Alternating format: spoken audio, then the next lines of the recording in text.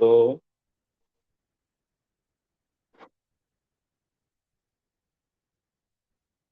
আপনারা স্ক্রিনটা দেখতে পাচ্ছেন কিনা আমাকে বলেন তো।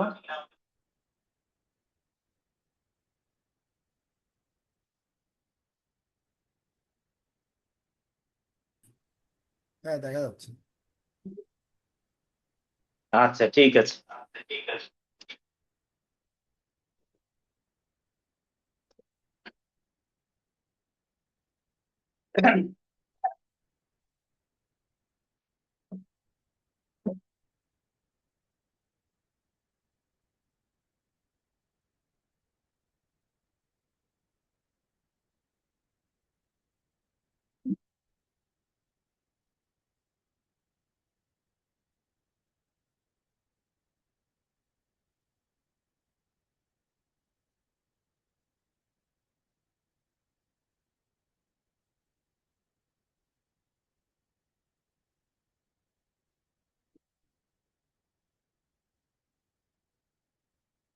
প্রথমে আমরা স্টোরি একটু পরে যাব, আজকে আমরা প্রথমে একটু ছন্দ নিয়ে আলোচনা করি, হ্যাঁ।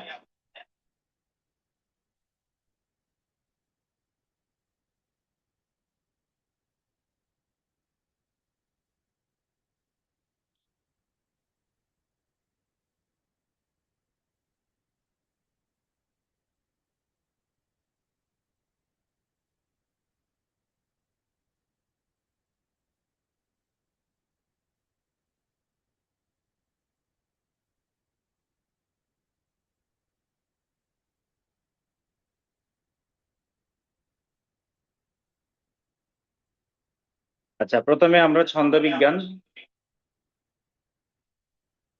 এই ছন্দ বিজ্ঞানের মধ্যে আমরা অনুষ্টুপ ছন্দ নিয়ে একটু কথা বলবো। এটা বিশেষ করে শ্রীমদ্ ভগবদ্গীতা পড়তে গেলে সবচেয়ে গুরুত্বপূর্ণ হচ্ছে অনুষ্টুপ ছন্দ।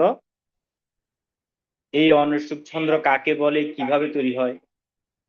ছন্দ মূলত দুই রকম, একটি হচ্ছে আপনার বেদিক ছন্দ এবং আরেকটা হচ্ছে লৌকিক ছন্দ। তো অনুষ্টুপ ছন্দ যদি এক লাইনে বলি, সেটা হচ্ছে যে সংস্কৃত ছন্দে প্রতি চরণে 8টি করে অক্ষর থাকে এবং মোট 4টি চরণে গঠিত হয়, তাকে অনুষ্টুপ ছন্দ বলে। আচ্ছা, আমার কথার কি কোনো ইকো হচ্ছে?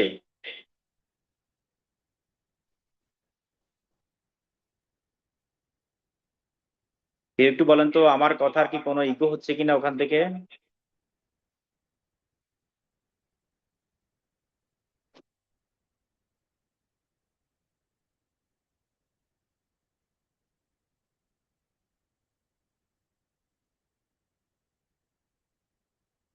আচ্ছা, তো অনুষ্টুপের আমরা মোট চরণ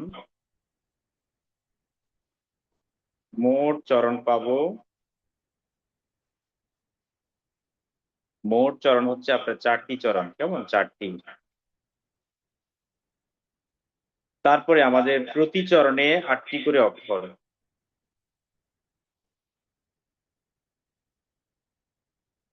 8টি করে অক্ষর থাকবে। এবং টোটাল মোট অক্ষর হচ্ছে, তাহলে 4 × 8 মানে 8 = 32টি। টোটাল 32টি কি থাকবে আমাদের অক্ষর থাকবে, 32টি অক্ষর। তাহলে প্রথম চরণে 8টি অক্ষর, দ্বিতীয় চরণে 8টি, তৃতীয় চরণে 8টি এবং চতুর্থ চরণে 8টি। এটাকে বর্ণবৃত্ত ছন্দ বলে। এবং এই সকল ছন্দ নির্ণয়ের ক্ষেত্রে প্রধানত অক্ষর সংখ্যাটা হচ্ছে গুরুত্বপূর্ণ। ছন্দের ক্ষেত্রে একটি বিষয় হচ্ছে লঘু এবং আরেকটি হচ্ছে গুরু। এই গুরু লঘুর যে বিষয়টা, এটা একটু কম মানা হয়, ঠিক আছে, বা এটা শিথিল বলতে পারি আমরা। বেদিক ছন্দে যেরকম একটা জটিল মানতেই হবে, এখানে অতটা নেই, এটা মোটামুটি সীমিত, সেটা শিথিল। এই কারণে এটি সহজ ছন্দ।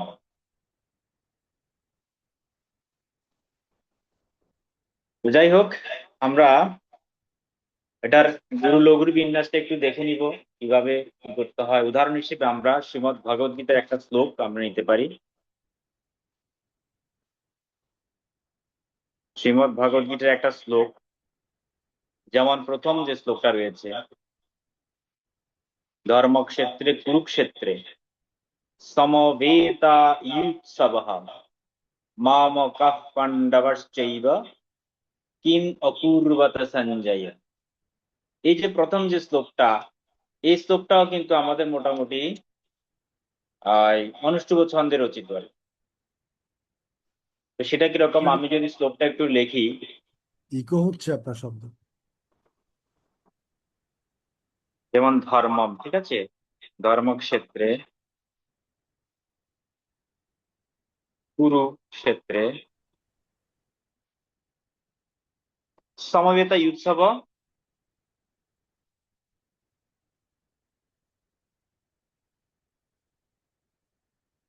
ইউৎসব, দেখেন এটা হচ্ছে প্রথম লাইন। এই প্রথম লাইনটাকে যদি আমরা বিশ্লেষণ করি তাহলে আমরা কিভাবে পাবো, তার আগে বলিনি আপনার অনুষ্টুপ ছন্দকে আসলে শ্লোক ছন্দ বলা হয়, এবং এটা রামায়ণ, মহাভারত, গীতা, পুরাণ, বিভিন্ন শাস্ত্রাদিতে কিন্তু 90% শ্লোক হচ্ছে আপনার এই অনুষ্টুপ ছন্দে রচিত।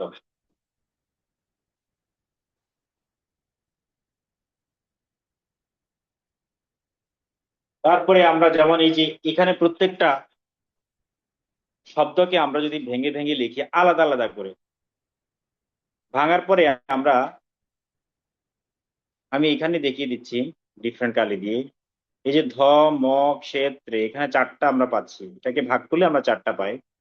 আবার কুরুক্ষেত্রে, এখানেও আমরা চারটা পাচ্ছি। এই যে 1 2 3 4, 1 2 3 এবং 4।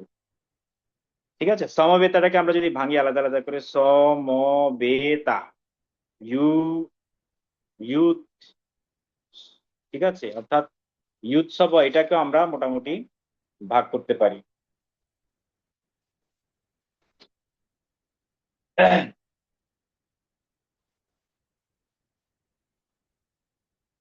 তাহলে ইউথ, হ্যাঁ ইউৎসব, তাহলে 1 2 3 4, 1 2 3 4, এভাবে আমরা টোটালি আমরা পাচ্ছি কত, 32 মাত্রা। এই 32 মাত্রাই হচ্ছে আপনার অনুষ্ঠুপ ছন্দের মূল সৌন্দর্য। তাহলে অনুষ্ঠুপ ছন্দ এটা একটা উদাহরণ। এবং এই ছন্দের গুরুত্বটা কি দেখুন, সংস্কৃত সাহিত্যে আসলে ধর্ম, নীতি, দর্শন প্রকাশের ক্ষেত্রে আমরা খুব সহজেই সুললিত কণ্ঠে এইটাকে উচ্চারণ করতে পারি। অক্ষর গোনার সিস্টেম কি, আমরা বাংলা উচ্চারণটাকে আমরা ভেঙে ভেঙে গুনবো। ধর্মক্ষেত্রে, ঠিক আছে, এভাবে ধর্মক্ষেত্রে ভাগ করা যায়। প্রত্যেক চরণে কিন্তু 8টি করে অক্ষর থাকে, টোটাল মোট 32। আচ্ছা, তো এখন পরেরটা যদি বলি, সমবেত উৎসব তো আমরা পেলাম, এরপরে মা মক্কাহ পাণ্ডবাশ্চৈব কিম অকুর্বত সঞ্জয়।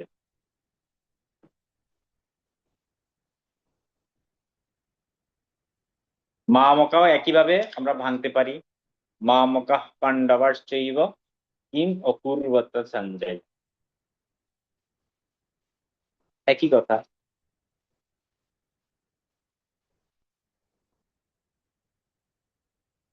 আমাদের পিসিতে একটা সুন্দর ইয়ে ছিল, সেটা তো আমি ওপেন করি।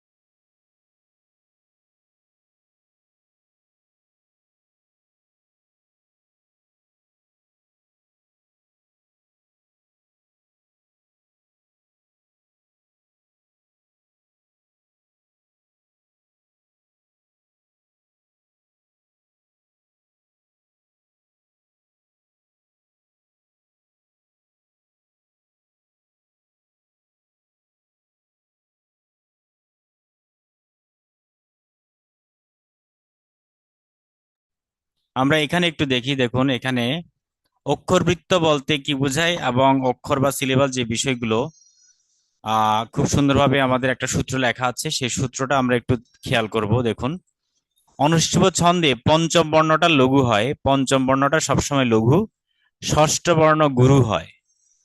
ঠিক আছে, দ্বিতীয় এবং চতুর্থ চরণের সপ্তম বর্ণ কিন্তু আবার লঘু হয়, এটাই সূত্র মূলত। অন্য বর্ণগুলি সম্বন্ধে কোনো নির্দিষ্ট নিয়ম বিধান নেই। ঠিক আছে, এবং এই যে তাহলে আমরা এখান থেকে জানলাম যে ফাইভ পঞ্চম এবং বিশেষ করে ষষ্ঠ বর্ণ ষষ্ঠ, আর এটা হলো প্রথম চরণের ক্ষেত্রে। আর দ্বিতীয় চরণ, এটা হলো প্রথম চরণ, দ্বিতীয় চরণের ক্ষেত্রে হচ্ছে আপনার সপ্তম বর্ণটা লঘু হয়, সপ্তম বর্ণ কি হবে, লঘু হবে। তাহলে এগুলো হচ্ছে গুরু, এই পঞ্চম হচ্ছে গুরু,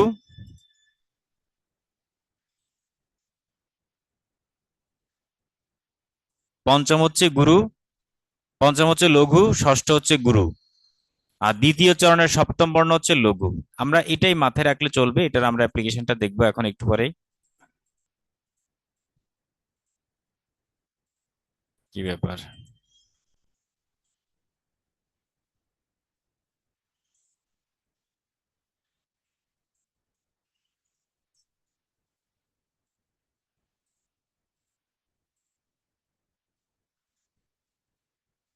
আচ্ছা, এবং এই গুরু এবং লঘু কি জিনিস সেটা আমরা একটু দেখি। বলছে অনুষ্ঠুপ ছন্দসি চত্বার পাদা ভবন্তি মানে এটি প্রত্যেক পাদে কি হয়, অষ্ট অক্ষরাণি, শ্লোকে অষ্টম গুরু জ্ঞম সর্বত্রম লঘু পঞ্চমম দ্বি চতুষ্পাদে হস্বস। এই যে দ্বি চতুষ্পাদে স্বয়ং সপ্তম দীর্ঘমান্যায়ু, অর্থাৎ অনুষ্ঠুপ ছন্দে চারটি চরণ থাকবে, প্রত্যেকটা চরণে আটটি করে অক্ষর, প্রত্যেক চরণে ছয়টি করে অক্ষর গুরু হবে এবং পঞ্চম হবে লঘু।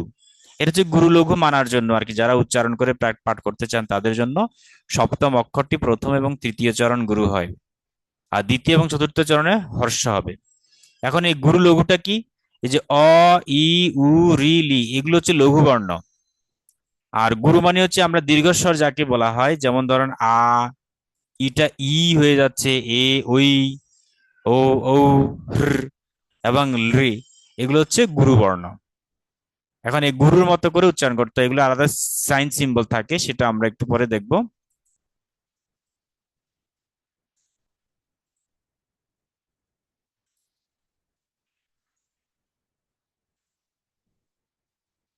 তো আমরা দেখুন এখানে আর একটু বিস্তৃতভাবে ছক করে দেখানো হচ্ছে।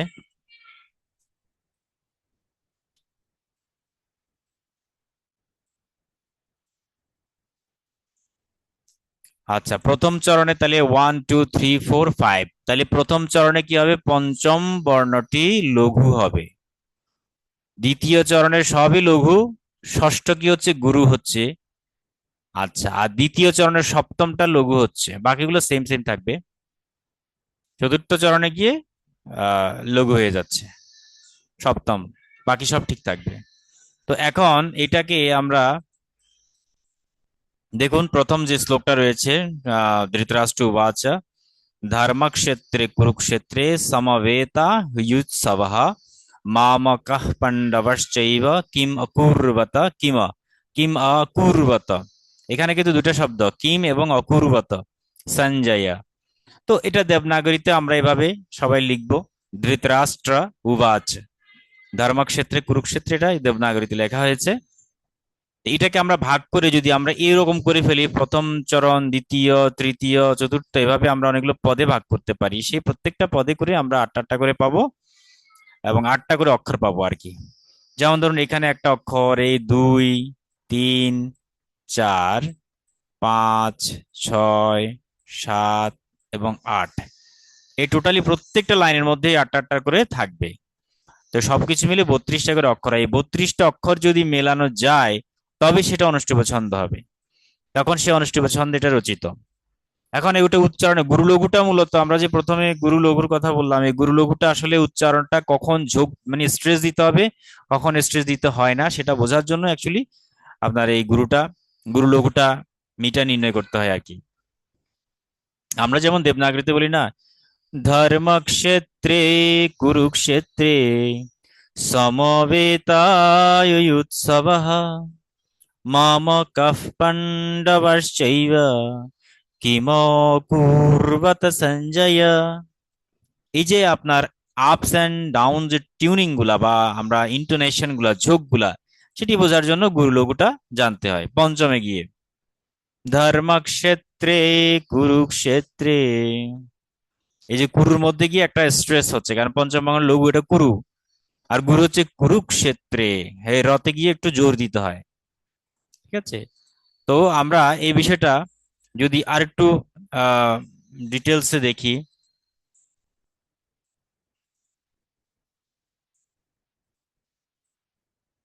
দেখুন এখানেও সুন্দর করে দেওয়া আছে, প্রত্যেকটা ভেঙে ভেঙে দেখানো হয়েছে। ধর, ধর্ম ক্ষেত্রে, এই চারটা, হ্যাঁ, ধর, ধর বলতে এখানে ধয় রেফ, এখানে কিন্তু ধর একসাথে হবে, যেহেতু রটা রেফ হয়ে হসন্ত হয়ে গেছে, এখানে কিন্তু উচ্চারণটা একটা অক্ষর হিসেবে ধরা হবে। আমরা জানি কি এক নিঃশ্বাসে এক প্রয়াসে উচ্চারিত শব্দ, শব্দাংশকে কি বলে, অক্ষর বলা হয় থাকে। তাহলে ধর, ম, ক্ষেত্রে, চারটা, এটা হলো প্রথম চরণের। ঠিক আছে, এটা চারটা মানে চরণ চলে গেল, মানে চারটা বর্ণ, পঞ্চম বর্ণতে গিয়ে লঘু হয়ে যাচ্ছে। কি রকম? পঞ্চম বর্ণ আমরা কু, এই যে কুটাকে আমরা বলছি, এখানে কিন্তু কি হচ্ছে, উচ্চারিত হচ্ছে। হ্যাঁ, তাহলে এই কুটা লঘু উচ্চারণ হবে। আর ষষ্ঠ বর্ণ রু, রুটাকে গুরু উচ্চারণ হবে, যোগ দিতে হবে, স্ট্রেস দিতে হবে। লঘু গুরু মানে হচ্ছে প্রাইমারি স্ট্রেস, আর সেকেন্ডারি স্ট্রেস। প্রাইমারি মানে হচ্ছে একদম যেটা গুরু হয় আর কি। তো সংযোগকে কুরু, কুরু হয়ে গেছে, কুরু।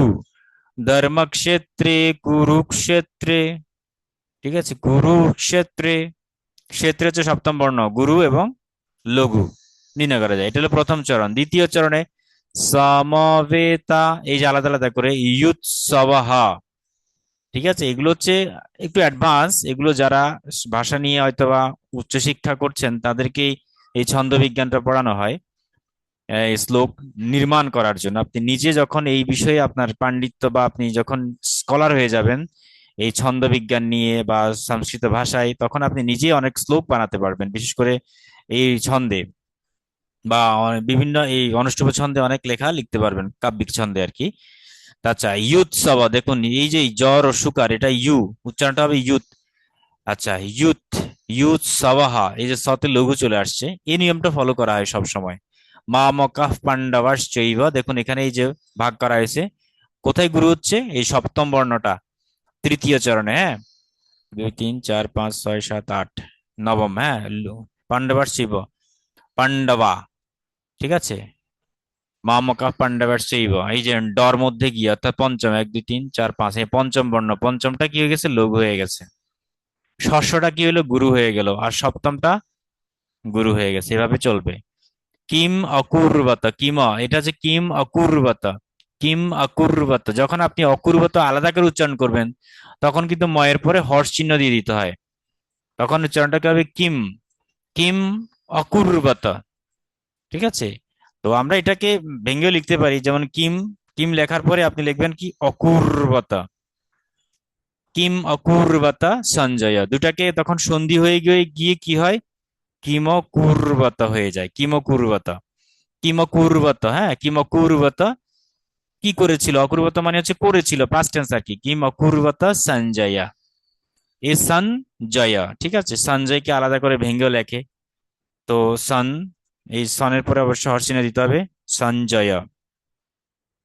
এখন এটাকে যখন আমরা যুক্তাক্ষর হয়ে যায় তখন হয়ে যায় এরকম বানান, মানে এটা স্পেলিংটা এরকম হয়ে যায়, সঞ্জয়, দুঃখিত, সঞ্জয়, সঞ্জয় হয়ে যায়, সঞ্জয়, ঠিক আছে, কিম অকুর্বত সঞ্জয়, কি করেছিল সঞ্জয়কে বলছে আর কি। তো এটা আমরা মোটামুটি এই যে প্রথম চরণ, দ্বিতীয় চরণ, তৃতীয় চরণ, চতুর্থ চরণে বুঝতে পেরেছি। প্রত্যেকটা চরণে 8টা করে অক্ষর থাকবে, এই অক্ষরগুলোকে ভাঙা শিখতে হবে। এই ভাঙাটা হচ্ছে গুরুত্বপূর্ণ অ্যাডভান্স ক্লাসের জন্য আর কি।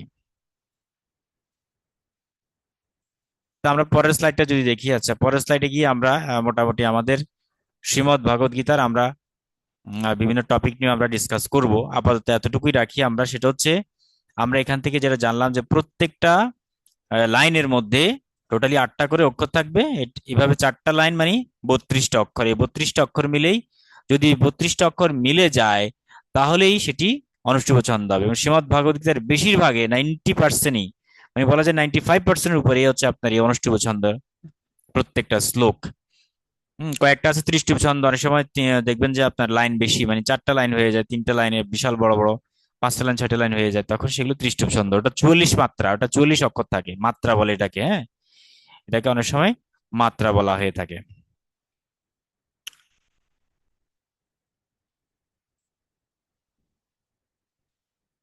আচ্ছা, আর গায়ত্রী ছন্দ কি? গায়ত্রী ছন্দটা একটু বলি।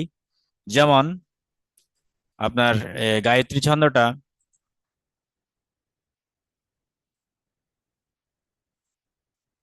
আমরা যে গায়ত্রী বা গায়ত্রী মন্ত্র বলি, আসলে এটা গায়ত্রী মন্ত্র না, এটা সাবিত্রী মন্ত্র বলে। এটাকে গায়ত্রী ছন্দে রচিত বলে অনেক সময় আমরা গায়ত্রী মন্ত্র বলে থাকি।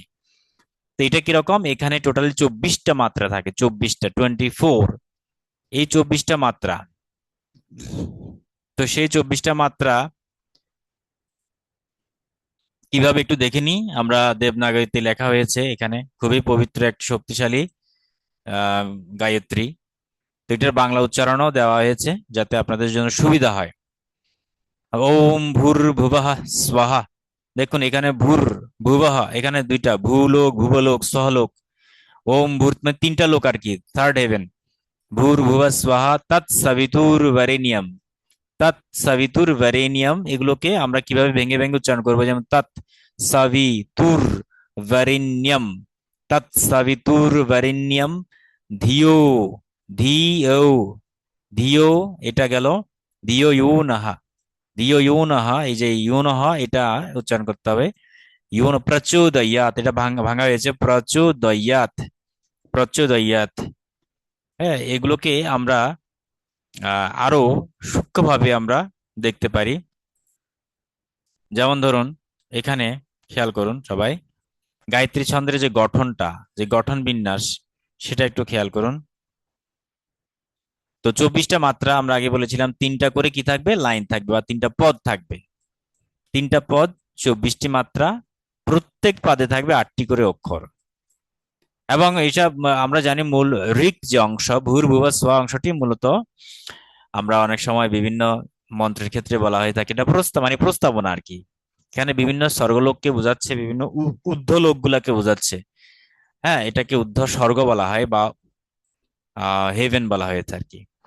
তো এই পদগুলো কিভাবে ভাগ করা হয়েছে দেখুন, এই যে তৎ, এই তৎ মিলিয়ে একটি সবিতুর বরেণ্যম, তো টোটাল 8টা। কিভাবে, এই যে 1টা 2টা 3 4 5 6 7 8, হ্যাঁ, বরেণ্যম, এখানে বরেণ্যমটা কি উচ্চারণ করতে হবে, নিয়ম হয়ে যাবে, বরেণ্যম হয়ে, এখানে 2টা কিন্তু।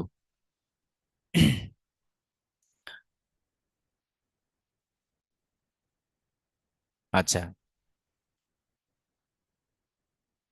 তো 8টি করে অক্ষর এখানে রয়েছে। ভর্গো দেবস্য, দেখুন ভর্গো দেবস্য ধীমহি, তাহলে কয়টা গেল, 3টা 3টা, এদিকে 2টা, 8টা, ঠিক আছে।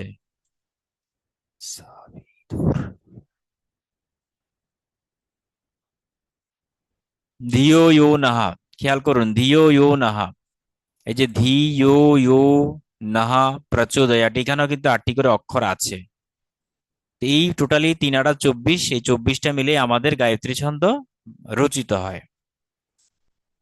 এটা অনেকের কাছে জটিল মনে হতে পারে, তারপরেও আমরা একটু জাস্ট বেসিক ধারণাটা দিয়ে দিচ্ছি আর কি, যাতে ফিউচারে আপনারা অ্যাডভান্সের দিকে এগুলেই তখন বুঝতে সুবিধা হবে। আচ্ছা, এটার একবার আমরা যদি একটু শব্দার্থগুলো একটু বিশ্লেষণ করি। তো এটার অক্ষরটা আমাদের জানাটা খুবই গুরুত্বপূর্ণ, প্রত্যেকটা অক্ষর মানে অর্থটা আর কি।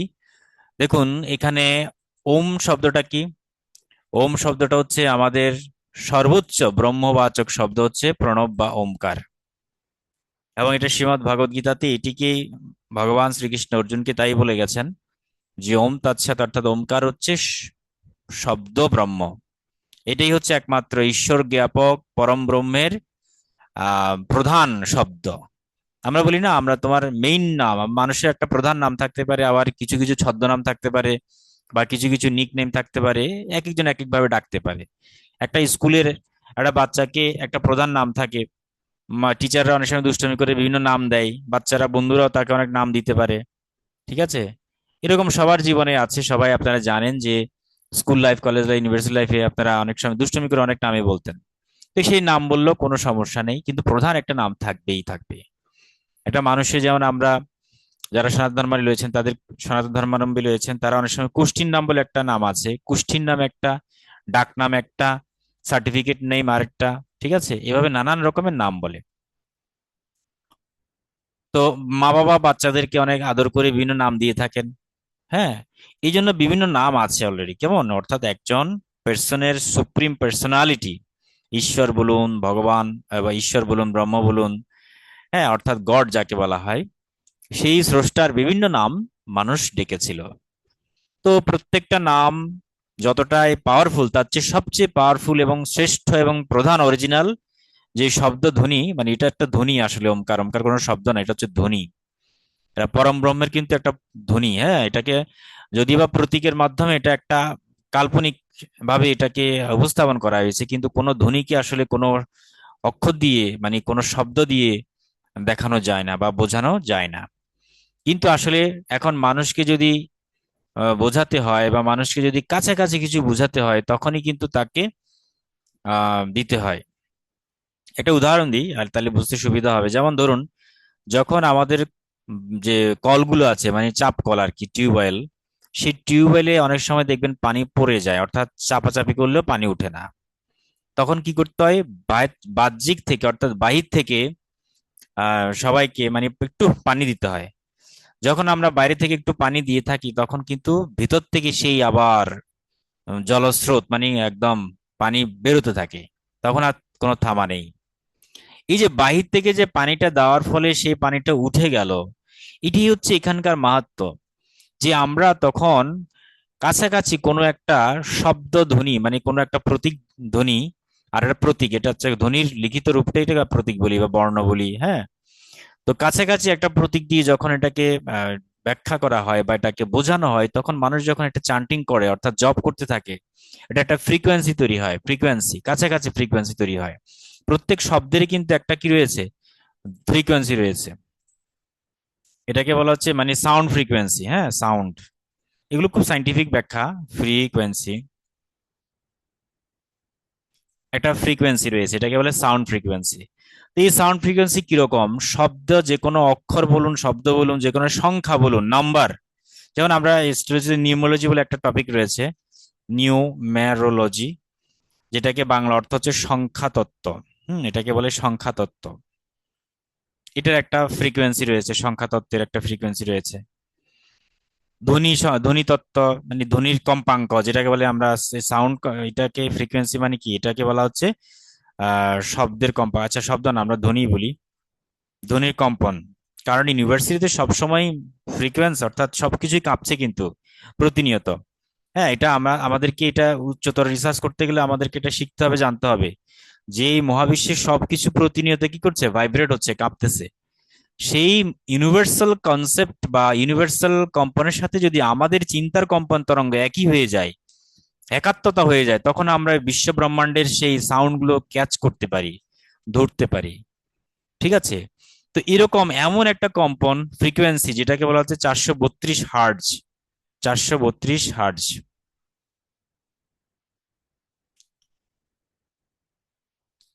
আচ্ছা, এই যে 432 হার্জ, যখন কোনো একটা বস্তু, কোনো কিছু একটা কাঁপে, তখন আমাদের আলফা ওয়েভ তৈরি হয়, যেটাকে আমরা বলি আলফা ওয়েভ, অর্থাৎ আলফা তরঙ্গ। আলফা ওয়েভ তৈরি হয়, এটা হচ্ছে আলফা ওয়েভের হার্জ রেট, মানে কম্পন। এর চেয়ে আরো বেশি গেলে সেটা আরো ডিপ স্টেটে চলে যায়। তো মোটামুটি আমরা আলফা ওয়েভ পর্যন্ত যদি আমাদের চিন্তার তরঙ্গ, যেহেতু আমাদের চিন্তা একটা তরঙ্গ, আবার আমাদের সমস্ত চিন্তা তরঙ্গগুলোই যদি আমরা 432 হার্জে কাঁপাতে পারি, আমাদের চিন্তা তরঙ্গগুলো তো আরো অনেক কম হার্জে চলে। হ্যাঁ, যত বেশি হয় তত মানুষ ডিপ হয়ে যায়, যত আবার অনেক সময় হার্জ গুলো কমে যায়। তো মিনিমাম ধরুন, আমাদের যখন আমরা উত্তেজিত হয়ে যাই, তখন আমাদের কম্পাঙ্ক হয় অনেক বেশি।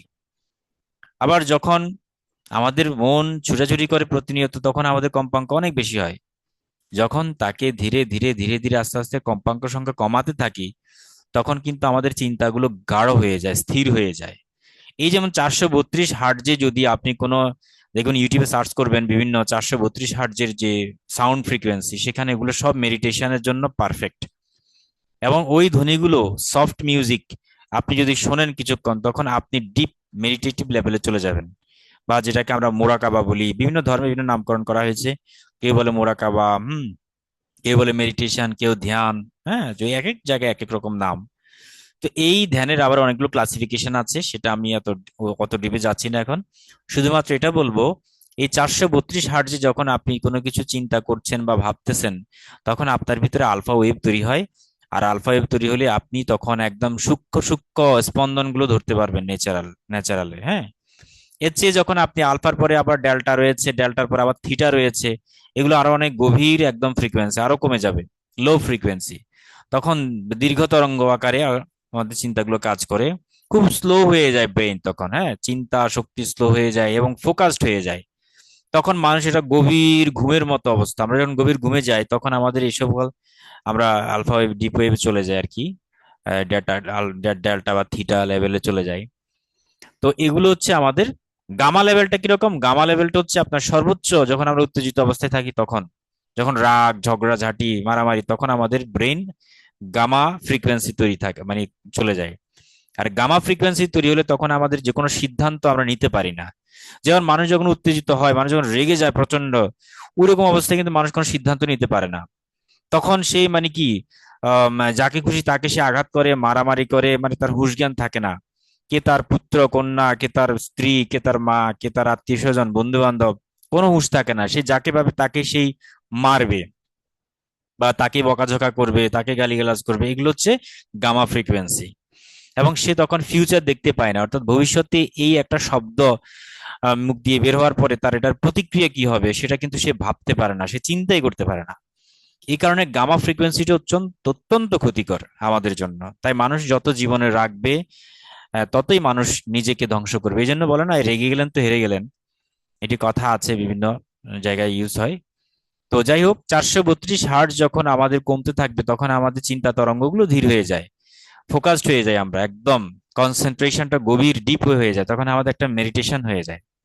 হ্যাঁ, মাইন্ড ফ্রেশ থাকে আমাদের, তখন ব্রেন ফ্রেশ হয়ে যায়, একটা ঘুম হালকা তন্দ্রাচ্ছন্ন তৈরি হয়। তো যাই হোক, এই যে নিউমোলজি বা সংখ্যা তত্ত্ব, এটাও কিন্তু একটা বড় ধরনের পরিবর্তন আমাদের জীবনে দেখা যায়।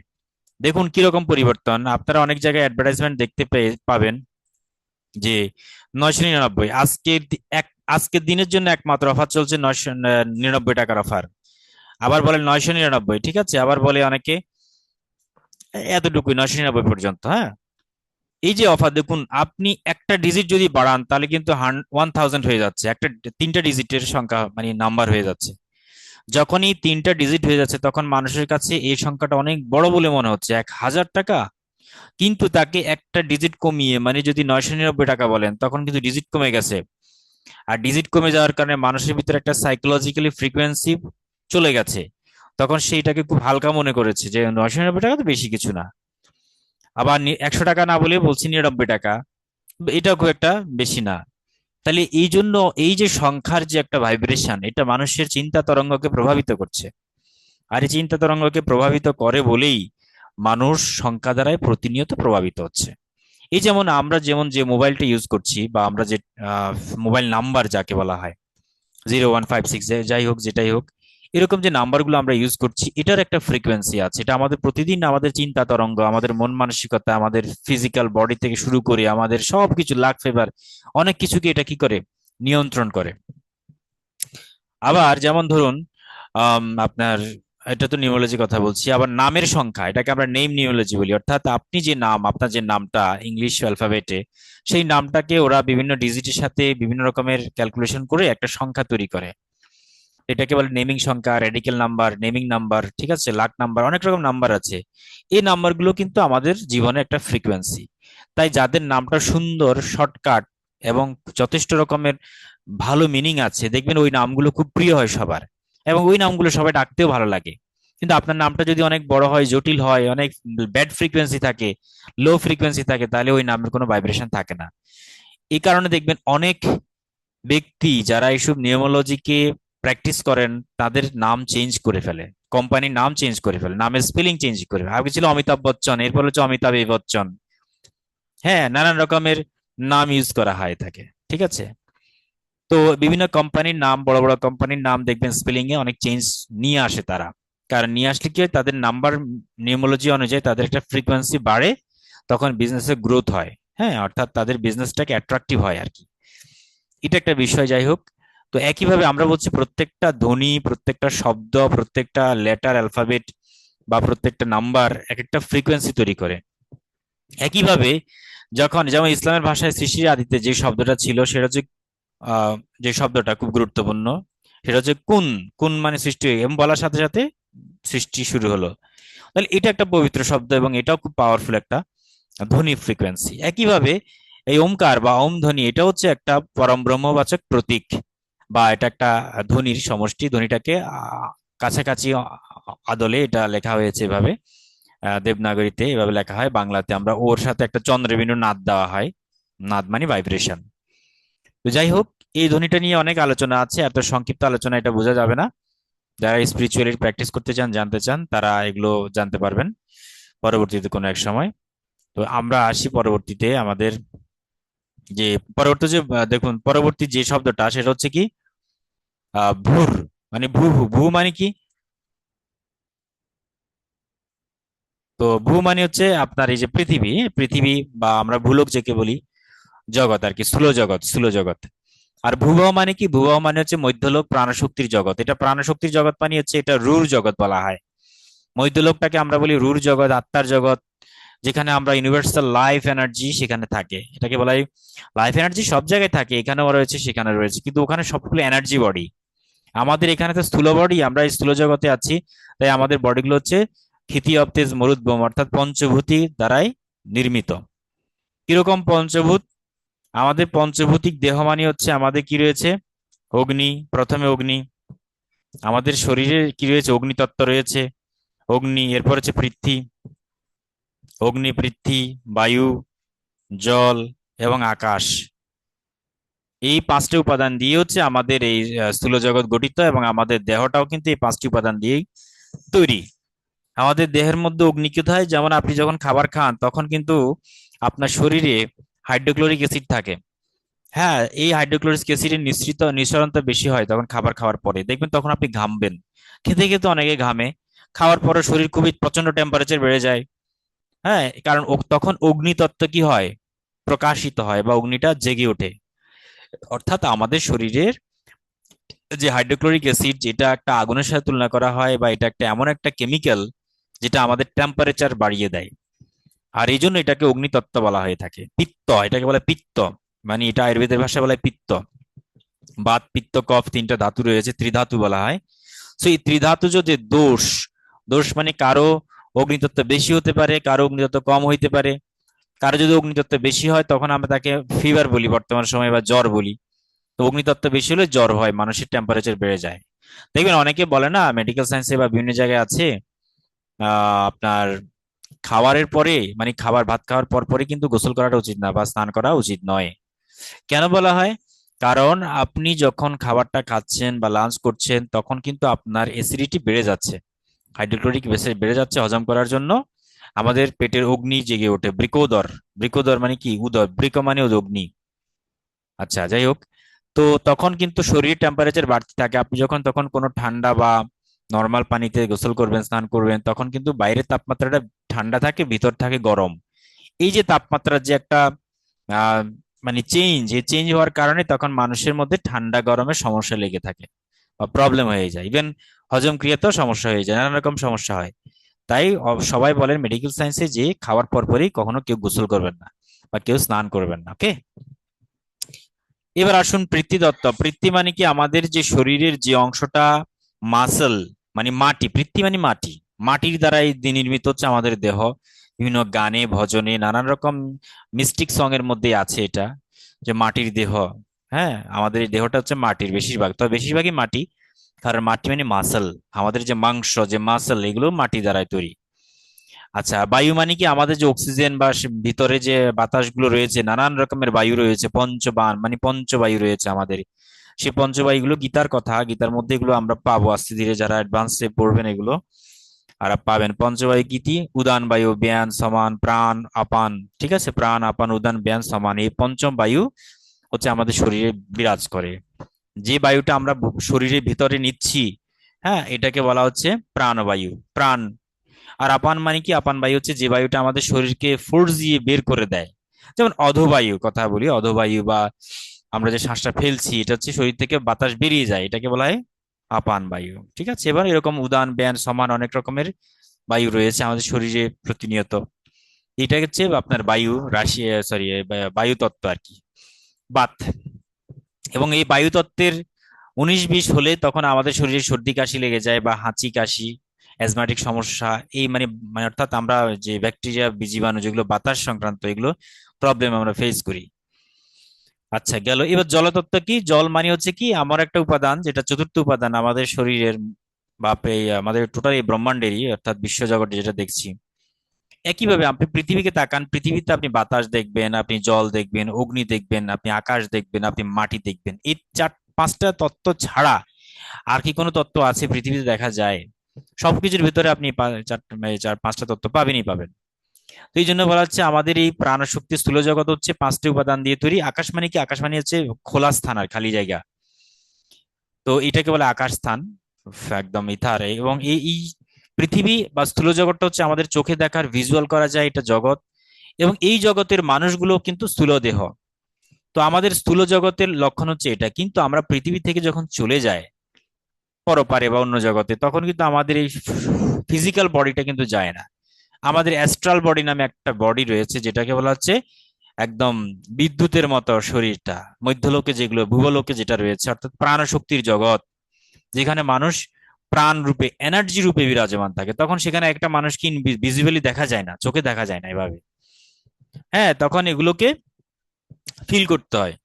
মানে অর্থাৎ এগুলো আহ, একটা এনার্জি রূপে আমাদের ভিতরে আছে। যেমন বিদ্যুৎকে দেখা যায় না খালি চোখে, এরকম একটা এনার্জি রূপে কিন্তু তার অস্তিত্বটা বিরাজমান, সেটা আমরা বুঝতে পারি। আপনি যখনই বিদ্যুৎকে হাত দিচ্ছেন, আপনি কিন্তু শক খাচ্ছেন। হ্যাঁ, ইভেন আপনি মারাও যাচ্ছেন, কেননা সম্পূর্ণ আপনার এনার্জি এতটা বেশি যে আপনার শরীর নিতে পারছে না। একইভাবে মানে প্রাণলোকে বা প্রাণশক্তির জগতে, অর্থাৎ ভুবলোকে, প্রত্যেকটা জীব এনার্জি রূপে বর্তমান থাকে, অ্যাস্ট্রাল বডি রূপে, সূক্ষ্ম দেহধারী।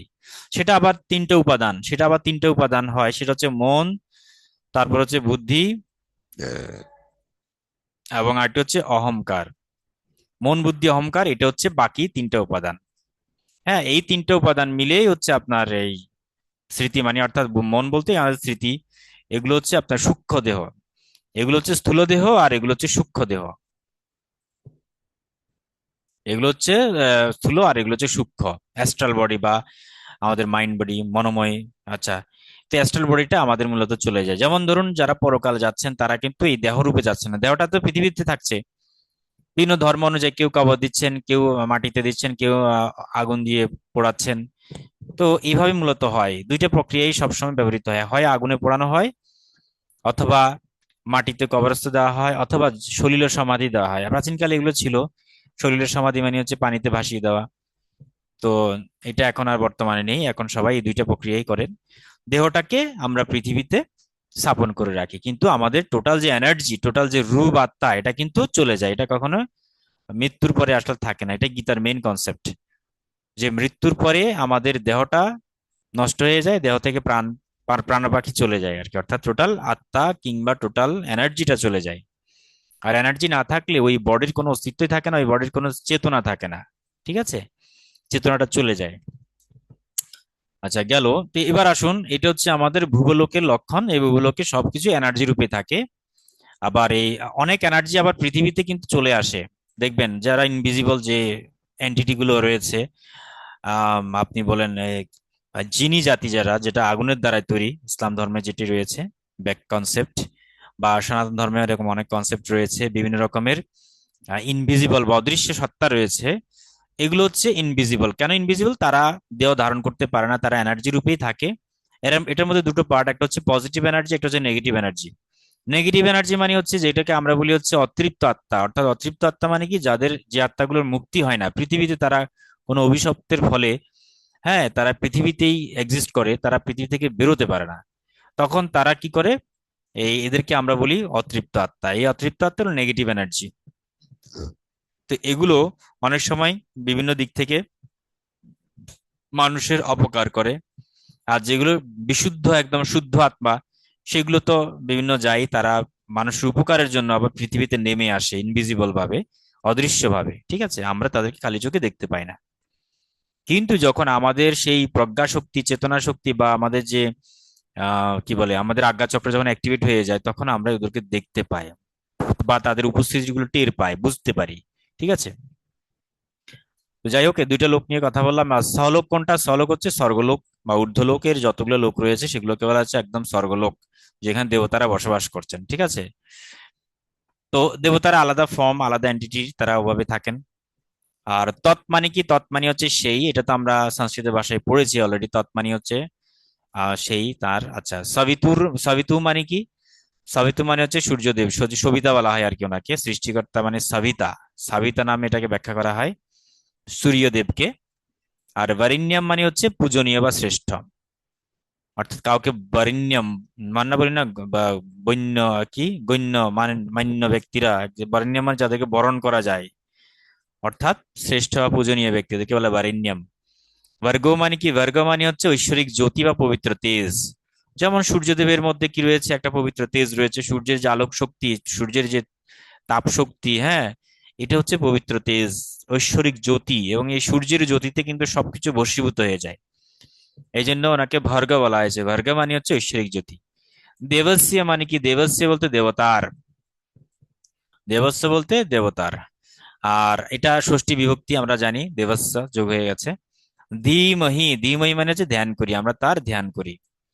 ধীমহি। আর ধিয়হ মানে কি? ধিয় মানে হচ্ছে এই বুদ্ধি, অর্থাৎ আমাদের যে জ্ঞান বুদ্ধি, এটাকে বলা হয় ধিয়। হ্যাঁ। আর ইয়হ মানে হচ্ছে যিনি, নহ মানে হচ্ছে আমাদের। হুম। আচ্ছা, এই গেল। আর প্রচোদয়াত মানে কি? প্রেরণা দান করেন, প্রেরণা দান করেন, প্রচোদয়াত। তো আমরা সহজ ভাষায় যদি এই মন্ত্রের প্রত্যেকটা অর্থ যদি একদম একসাথে করে ফেলি, তখন আমাদের এই অর্থটা দাঁড়ালো। আর সেটা হচ্ছে কি? আমরা সেই পূজনীয় সূর্যদেবের ঐশ্বরিক জ্যোতিকে ধ্যান করি, তিনি যেন আমাদের বুদ্ধিকে সৎ পথে প্রেরণা দেন, অর্থাৎ আমাদের বুদ্ধিকে যেন সৎ পথে পরিচালিত করেন। ঠিক আছে। তো এটা ছিল আমাদের বিশেষ করে এই পবিত্র গায়ত্রী ছন্দে রচিত এই সাবিত্রী মন্ত্রের, বা যেটাকে আমরা গায়ত্রী মন্ত্র বলে থাকি, এটা একটা মন্ত্র। প্রত্যেকটা মন্ত্র কিন্তু এই 24টা অক্ষরেই তৈরি হয়। যত গায়ত্রী দেখবেন, যত দেবদেবতার গায়ত্রী রয়েছে, প্রত্যেকটা গায়ত্রী হচ্ছে মূলত এই 24 মাত্রা সব সময়। এবং এই প্রত্যেকটা গায়ত্রী মানে হচ্ছে ওই সত্তাকে, ওই দেব দেবতাকে কি করা হয়? পূজনীয় বা তাকে স্মরণ করা হয় আর কি। তিনি যেন আমাদের বুদ্ধিকে সৎপথে প্রেরণা দেন। ঠিক আছে। আচ্ছা, এই ক্ষেত্রে একটি কথা বলি, দিকে অনেকে বলতে পারেন যে এটা কি আসলে ঈশ্বর, মানে সূর্যদেব কি কোনো ঈশ্বর কিনা, বা ইয়ে কিনা। এখানে আসলে ব্যাপারটা হচ্ছে কি, আমরা ঐশ্বরিক জ্যোতি মানে কি, অর্থাৎ মূলত যেমন আমি যদি সহজ একটা উদাহরণ দিই, আমাদের একজন প্রধানমন্ত্রী থাকেন প্রত্যেক দেশের, তিনি হচ্ছেন প্রধান। এবং এই প্রধানমন্ত্রী একটা মন্ত্রণালয় থাকে, তাকে বলা হয় প্রধানমন্ত্রী মন্ত্রণালয়। সেখানে অনেক ব্যক্তি জব করে বা চাকরি করেন বা বিভিন্ন পোস্টে নিয়োজিত। এভাবে আপনি সরাসরি কিন্তু প্রথমে আপনি প্রধানমন্ত্রীর সাথে দেখা করতে পারবেন না। আপনাকে যেতে হলে প্রথমে তার মন্ত্রণালয়ে চিঠি পাঠাতে হবে, বিভিন্ন স্টেপ বাই স্টেপ পার হতে হবে, তখনই আপনি তার সাথে দেখা করতে পারবেন, এর আগে না।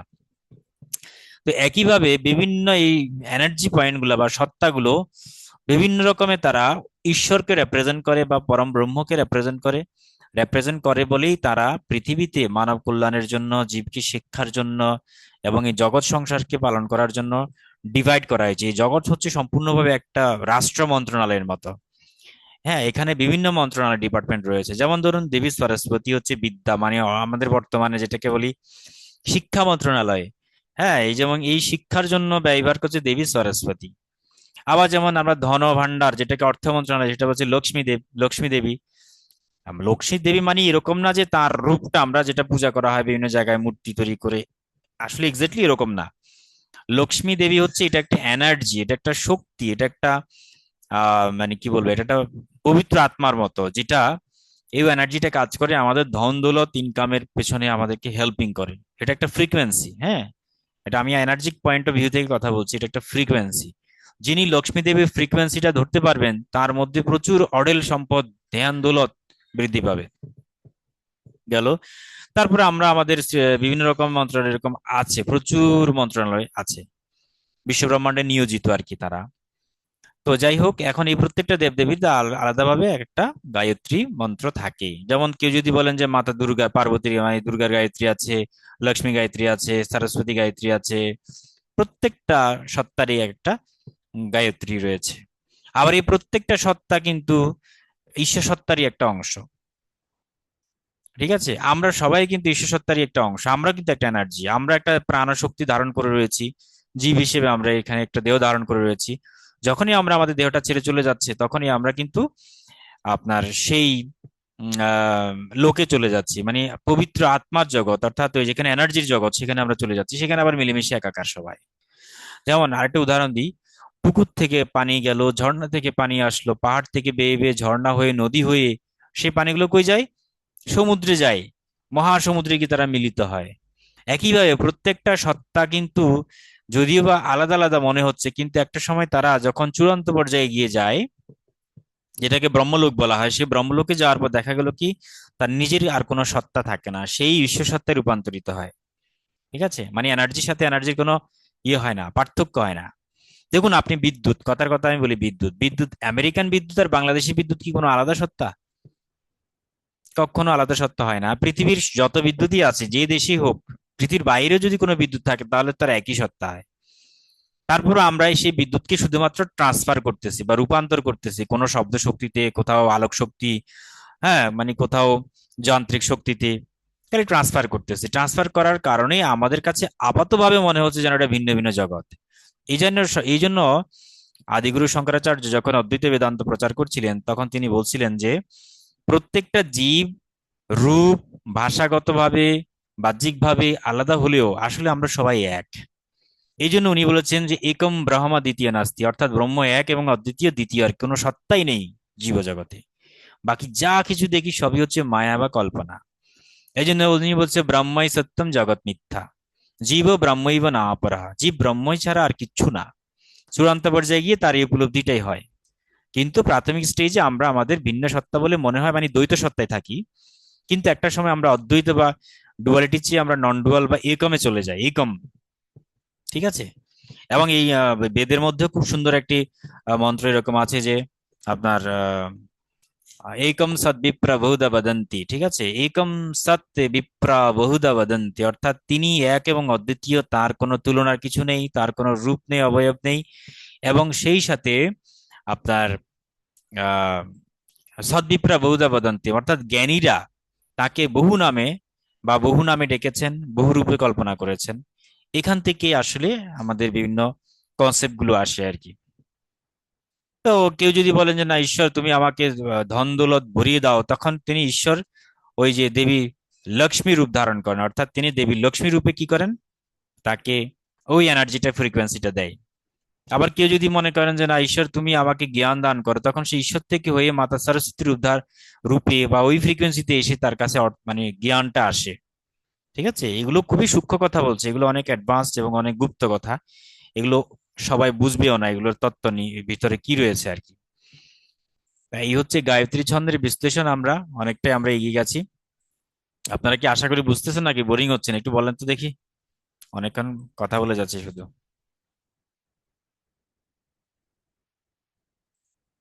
কি হলো বলুন।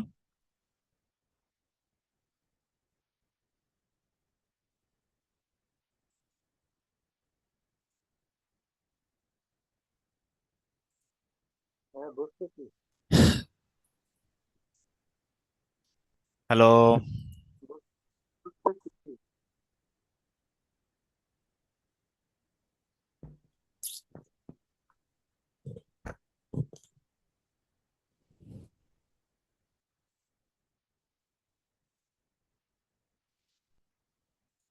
আচ্ছা, যাই হোক, আমরা আরেকটি টপিকে আসি, যেটা ধারাবাহিকভাবে আসছি। দেখুন, মানব জীবন এবং পশু জীবনের মধ্যে পার্থক্য, গীতায় কনসেপ্ট ভালো করে বুঝেন। তো এখানে একটি কথা আছে, শ্লোক দেওয়া হয়েছে, এই শ্লোকটা মহাভারতম থেকে নেওয়া হয়েছে। এখানে বলছে কি, আহার নিদ্রা ভয় মৈথুনাঞ্চ সামান্যম एतद् पशु निर्भरनम् धर्म हि तेषाम् अधिको विशेष धर्मेण हीनः पशुभिः समानः। তো যেটা মানে কি যে আমাদের জীবনে পশু জীবন এবং মানব জীবনের মধ্যে এখানে পাঁচটা বিষয় এক, সেটা হলো আহার, নিদ্রা, ভয়, মৈথুন। এই পাঁচটা বিষয় সবার থাকবে, পশুর থাকবে, মানুষেরও থাকবে। মানুষের জন্ম থেকে দেখবেন আহার খায়, মানে খাবার দাবার খায়। ওকে কাউকে শিখাতে হয় না যে খাবার খেতে হয়, খাবার না খেলে তুমি অসুস্থ হয়ে যাবা, খাবার না খেলে তুমি বাঁচবে না, এটা কাউকে শেখাতে হয় না। বাই বর্ন আমাদের প্রত্যেকের জন্মের পরে আমরা মাতৃদুগ্ধ পান করি, খাবারটা শিখি, মানে খাবারটা খাওয়া শিখি। এখন কে শেখায় আমাদেরকে? কেউ শেখায় না। মাতৃগর্ভ থেকে যখন ধীরে ধীরে ব্রেন ডেভেলপ হয়, তখনই আমাদের এই ভিতরে কনসেপ্টটা ইনস্টিংক্ট রূপে চলে আসে। বাই বর্ন, এটাকে আমরা বলি বাই বর্ন। অনেক মেধাবী মানুষ আছে দেখবেন বাই বর্ন খুবই মেধাবী, আর অনেকে সারা জীবন পড়াশোনা করেও মেধাবী হতে পারে না। এটা হচ্ছে যার ব্রেন, যার ডিএনএ, কিংবা এটা হচ্ছে মেডিকেল ভাষায় আর কি। আর আধ্যাত্মিক ভাষায় যেটা সংস্কার যার রয়েছে, পূর্বজন্মের সংস্কার বলা হয়, যারা মানে কি বলে পূর্বজন্ম বিলিভ করেন তাদের কথা বলছি, তাদের ফলে ওই জীবনের ওই বৈশিষ্ট্যগুলো আসে। ঠিক আছে, যেমন আহার, নিদ্রা, ভয়, মৈথুন। অর্থাৎ নিদ্রা, আমরা ঘুম যাই, আমরা কোনো কিছু ভয়ও পাই মাঝে মাঝে। ভয় বলতে অনেক রকমের ভয়। মৈথুন, মৈথুন বলতে আমাদের যে সংসারের যে আমরা বংশ বৃদ্ধির জন্য যে কাজগুলো করা হয় সেটাকে বলে মৈথুনঞ্চ। এবং এই সবকিছু কি হয়, পশু এবং মানুষের মধ্যে একই রকম। তবে তাহলে পার্থক্যটা কি? সমান, এই যে পশু বিহি সমান, অর্থাৎ পশু এবং মানুষের মধ্যে এগুলো থাকবেই। তাই বলে মানুষও তো পশু হিসেব করলে কিন্তু না। মানুষ যেহেতু সৃষ্টির সেরা জীব, মানুষের মধ্যে জ্ঞান প্রজ্ঞা রয়েছে, যেটা পশুর মধ্যে নেই। মানুষের মধ্যে রয়েছে বুদ্ধি, মানুষের মধ্যে রয়েছে প্রজ্ঞা, জ্ঞান এবং আত্মচেতনা। দর্শন নিয়ে চিন্তা ভাবনা করা, ঈশ্বর নিয়ে অর্থাৎ ব্রহ্ম বা পরমেশ্বর বা স্রষ্টা নিয়ে তার যে একটা ভাবনা চিন্তা, মেটাফিজিক্যাল ওয়ার্ল্ডে যে সেই একটা কসমোলজি, মেটাফিজিক্স, এই ধরনের যে একটা বিষয় সে চিন্তা করছে, জীবন এবং জগতের সম্পর্ক কি, আমি কোথায় ছিলাম, কোথায় আছি, কোথায় যাচ্ছি, কোথায় যাব, এখানে এই পৃথিবীতে কেন এসেছি, কে আমাকে এনেছে, কেন এনেছে। এই যে নানান রকমের প্রশ্ন আমাদের জীবনের লাইফ ফিলসফি নিয়ে, অ্যাকচুয়ালি সেটাই হচ্ছে মানুষকে আলাদা করে ফেলে পশু থেকে, এবং সেই আলাদা থেকে আমরা অনন্য হয়ে উঠি। তাই এই জন্য গীতার পাঁচটি মূল তত্ত্ব আমাদের বুঝতে হয়। এটা নিয়ে আমাদের পাঁচটা মূল তত্ত্ব, সেটা কি কি বলছে? অহম সর্বস্য প্রভু মত্ত্বা সর্বম প্রবর্ততে। দশম অধ্যায়ের অষ্টম শ্লোকে রয়েছে। পরমেশ্বর ভগবান নিয়ে আমরা সেখান থেকে জানতে পারি। পরমেশ্বর ভগবান বলতে পরমেশ্বর ঈশ্বর, অর্থাৎ তিনি কে, তার সত্তা কি, তার রূপ কি, হ্যাঁ, তার লাবণ্য কি, তার গঠন কি, তার ব্যাখ্যা কি, বিশ্লেষণ কি, তার এক্সিস্টেন্স কি, এগুলোই বোঝাই অ্যাকচুয়ালি আমাদের এই কিছু কিছু শ্লোক রয়েছে, তার মধ্যে এটা একটা পরিচয় পাওয়া যায়। আর জীব বলতে আমরা আমাদের এই সৃষ্ট জীব, অর্থাৎ এই পৃথিবীতে সৃষ্ট জীব। জীব বলতে এখানে মানুষ না, পশু পাখি বোঝায়, সবকিছু বোঝায়। তো ওখানে একটি সুন্দর শ্লোকে বলা হয়েছে, পঞ্চদশ শ্লোকে, মানে পুরুষোত্তম যুগে, যে মাম ওই বাংশ জীবলোকে জীবভূত সনাতন। যে সমস্ত জীব হচ্ছে আমারই একটা কি সনাতন অংশ, সমস্ত জীবলোকই হচ্ছে আমারই একটা সনাতন অংশ। এখানে আমার মানে কি, আমার বলতে পরমেশ্বরকে বোঝাচ্ছে, অর্থাৎ ঈশ্বরের একটি কি মানে একটা অংশ। এখানে অদ্বৈত বেদান্ত চলে আসছে। প্রকৃতি, প্রকৃতি মানে কি বলছে? মায়া দাক্ষেনা প্রকৃতি সুয়তে সচরাচরম, যে আমার মায়াতে, অর্থাৎ ঈশ্বরের মায়াতে, হ্যাঁ আমার বলতে ঈশ্বর, ঈশ্বরের মায়াতে প্রকৃতি কি হয়? চরাচরম, অর্থাৎ প্রকৃতির মধ্যে প্রাণ সঞ্চার হয়। প্রকৃতিটা কি হয়? অ্যাক্টিভেট হয়ে ওঠে, জাগ্রত হয়ে ওঠে, এবং এই প্রকৃতির সৃষ্টি হয়েছে। চতুর্থ যেটা কর্মা, কর্মা বলতে কি? যজ্ঞার্থাৎ কর্মণ্যত্র লোকয়ম কর্মবন্ধন, অর্থাৎ ঈশ্বরের জন্য যদি আমরা কাজ করি তাহলে আমাদের কোনো কর্মের বন্ধন তৈরি হয় না। অর্থাৎ আমাদের কর্মের বন্ধন মানে কি? আমাদের দুঃখ, জ্বালা, যন্ত্রণা যা কিছু হচ্ছে সবকিছু আমাদের কর্মের ফলে। পৃথিবীতে যে মানুষগুলো সবসময় সৎকর্ম করছে, ভালো কাজ করছে, সে কিন্তু পুরস্কৃত হয়। ইহ জগতে বলুন, পরলোকে বলুন, সব জায়গায় সে কিন্তু পুরস্কৃত হয় বাই গড, স্রষ্টা দ্বারাই। তো কিন্তু এই জন্য বলছে যজ্ঞার্থাৎ কর্মণ্যত্র, অর্থাৎ যজ্ঞের জন্য কাজ করো। যজ্ঞ মানে হচ্ছে কি? ঈশ্বর যজ্ঞ, অর্থাৎ ঈশ্বরের সেবা শুশ্রূষা, তাকে ডাকা, তাকে ভালোবাসা, হ্যাঁ, নানান কিছু, এগুলো হচ্ছে তার উদ্দেশ্যে কাজ করা, এটাকে বলে কর্মা। তাহলে আমাদের কর্মা হতে হবে অ্যাকচুয়ালি সুপ্রিম চিন্তা ভাবনা থেকে। আর সর্বশেষ যেটি কাল, কাল মানে হচ্ছে কি? সময়। কালের আবর্তে তো আমরা আসলে আমাদের ক্ষয় হয়, সেই জন্য বলছে অহমে বাক্ষয়া কালো কালেয়স্মি লোক ক্ষয় কৃত্য প্রবৃদ্ধ। দুটা বিষয় রয়েছে দশম এবং একাদশ অধ্যায়, সেখানে বলছে যে কাল এবং এটা আমরা চর্যাপদের মধ্যে রয়েছে খুব সুন্দর করে। চর্যাপদের যে প্রথম পদটা সেটি ছিল কি লুই পাদার রচিত, যে কা আতুরুবরা পাঞ্চবি ডালে চঞ্চল চিয়ে বৈঠাকাল। এই যে কাল শব্দটা সেখানেও রয়েছে, চঞ্চল চিয়ে বৈঠা কাল, চঞ্চল চিত্তে কাল প্রবেশ করেছে, মানে প্রাণ প্রবেশ করেছে, সময় প্রবেশ করেছে আমাদের মনে। চঞ্চল চিয়ে বলতে এখানে আমাদের মন চঞ্চল, সে মনে কিন্তু আমাদের আত্মা বলুন বা এনার্জি বলুন এগুলো প্রবেশ করেছে, প্রবেশ করে আমরা এই দেহ লাভ করেছি। এটা কিন্তু বুদ্ধ সহজিয়ারা কিন্তু তাই বলে গেছেন। আর শ্রীমদ্ ভগবদ্গীতা আছেই, সেটি বেদেও বেদেও আছে এগুলো। তাহলে এই পাঁচটা বিষয় হচ্ছে অ্যাকচুয়ালি গীতার মেইন বেসমেন্ট। তাহলে গীতা বুঝতে গেলে আপনাকে এই পাঁচটা বিষয় বুঝতে হবে। Who is the actually creator, and who is the animal, মানে আমরা জীব কি, হিউম্যান বিংস, আমাদের নেচার কি, প্রকৃতি কি, জীব এবং জগৎ এটার মধ্যে সম্পর্ক কি, পার্থক্য কি, ঠিক আছে, কি আমাদের কর্ম হওয়া উচিত, কেমন কর্ম, এবং কিভাবে আমাদের সময় জ্ঞান থাকবে, সবকিছু নিলেই হচ্ছে গীতার পাঁচটি মূল তত্ত্ব। তো এবং এই শ্রীমদ্ ভগবদ গীতার যে ফার্স্ট যে চ্যাপ্টার, সেখানে কুরুক্ষেত্রকে ধর্মক্ষেত্র বলার অনেক তাৎপর্য রয়েছে। আমরা এগুলো চাইলে আমরা চর্চা করতে পারি, এগুলোর ব্যাখ্যা বিশ্লেষণও আছে, বিভিন্ন রকমের প্রশ্ন আর কি। অর্জুন কেন যুদ্ধ করতে চাননি, তার কারণগুলো কি, অর্জুনের যুদ্ধ না করার ইচ্ছা কি, তার দুর্বলতা নাকি ব্যাখ্যা করা। অর্জুন তো অনেক বড় যোদ্ধা ছিল, তারপরে সে যুদ্ধ করতে চাচ্ছে না কেন। তো এটাকে অনেকে মানে কি মানসিক দুর্বলতা না ফিজিক্যাল দুর্বলতা অনেকে বুঝতে পারে। হ্যাঁ, এটা ঠিক আছে, তার ফিজিক্যাল দুর্বলতা না হলেও তার মানসিক দুর্বলতা ছিল। মেন্টালি তিনি অনেকটা ডিপ্রেস ছিল, কারণ তার আত্মীয়ের বিরুদ্ধে সে কিভাবে যুদ্ধ করবে, এই কারণে মানে সেই বিমর্ষ হয়ে গেছিল। এই জন্য প্রথম অধ্যায়ের নামই হচ্ছে অর্জুন বিষাদ যোগ, অর্থাৎ অর্জুনের মনে কেন বিষাদ তৈরি হলো, কেন দুঃখ তৈরি হলো, কেন কষ্ট তৈরি হলো, এবং যুদ্ধ না করার ইচ্ছা কেন তার ভিতর তৈরি হলো।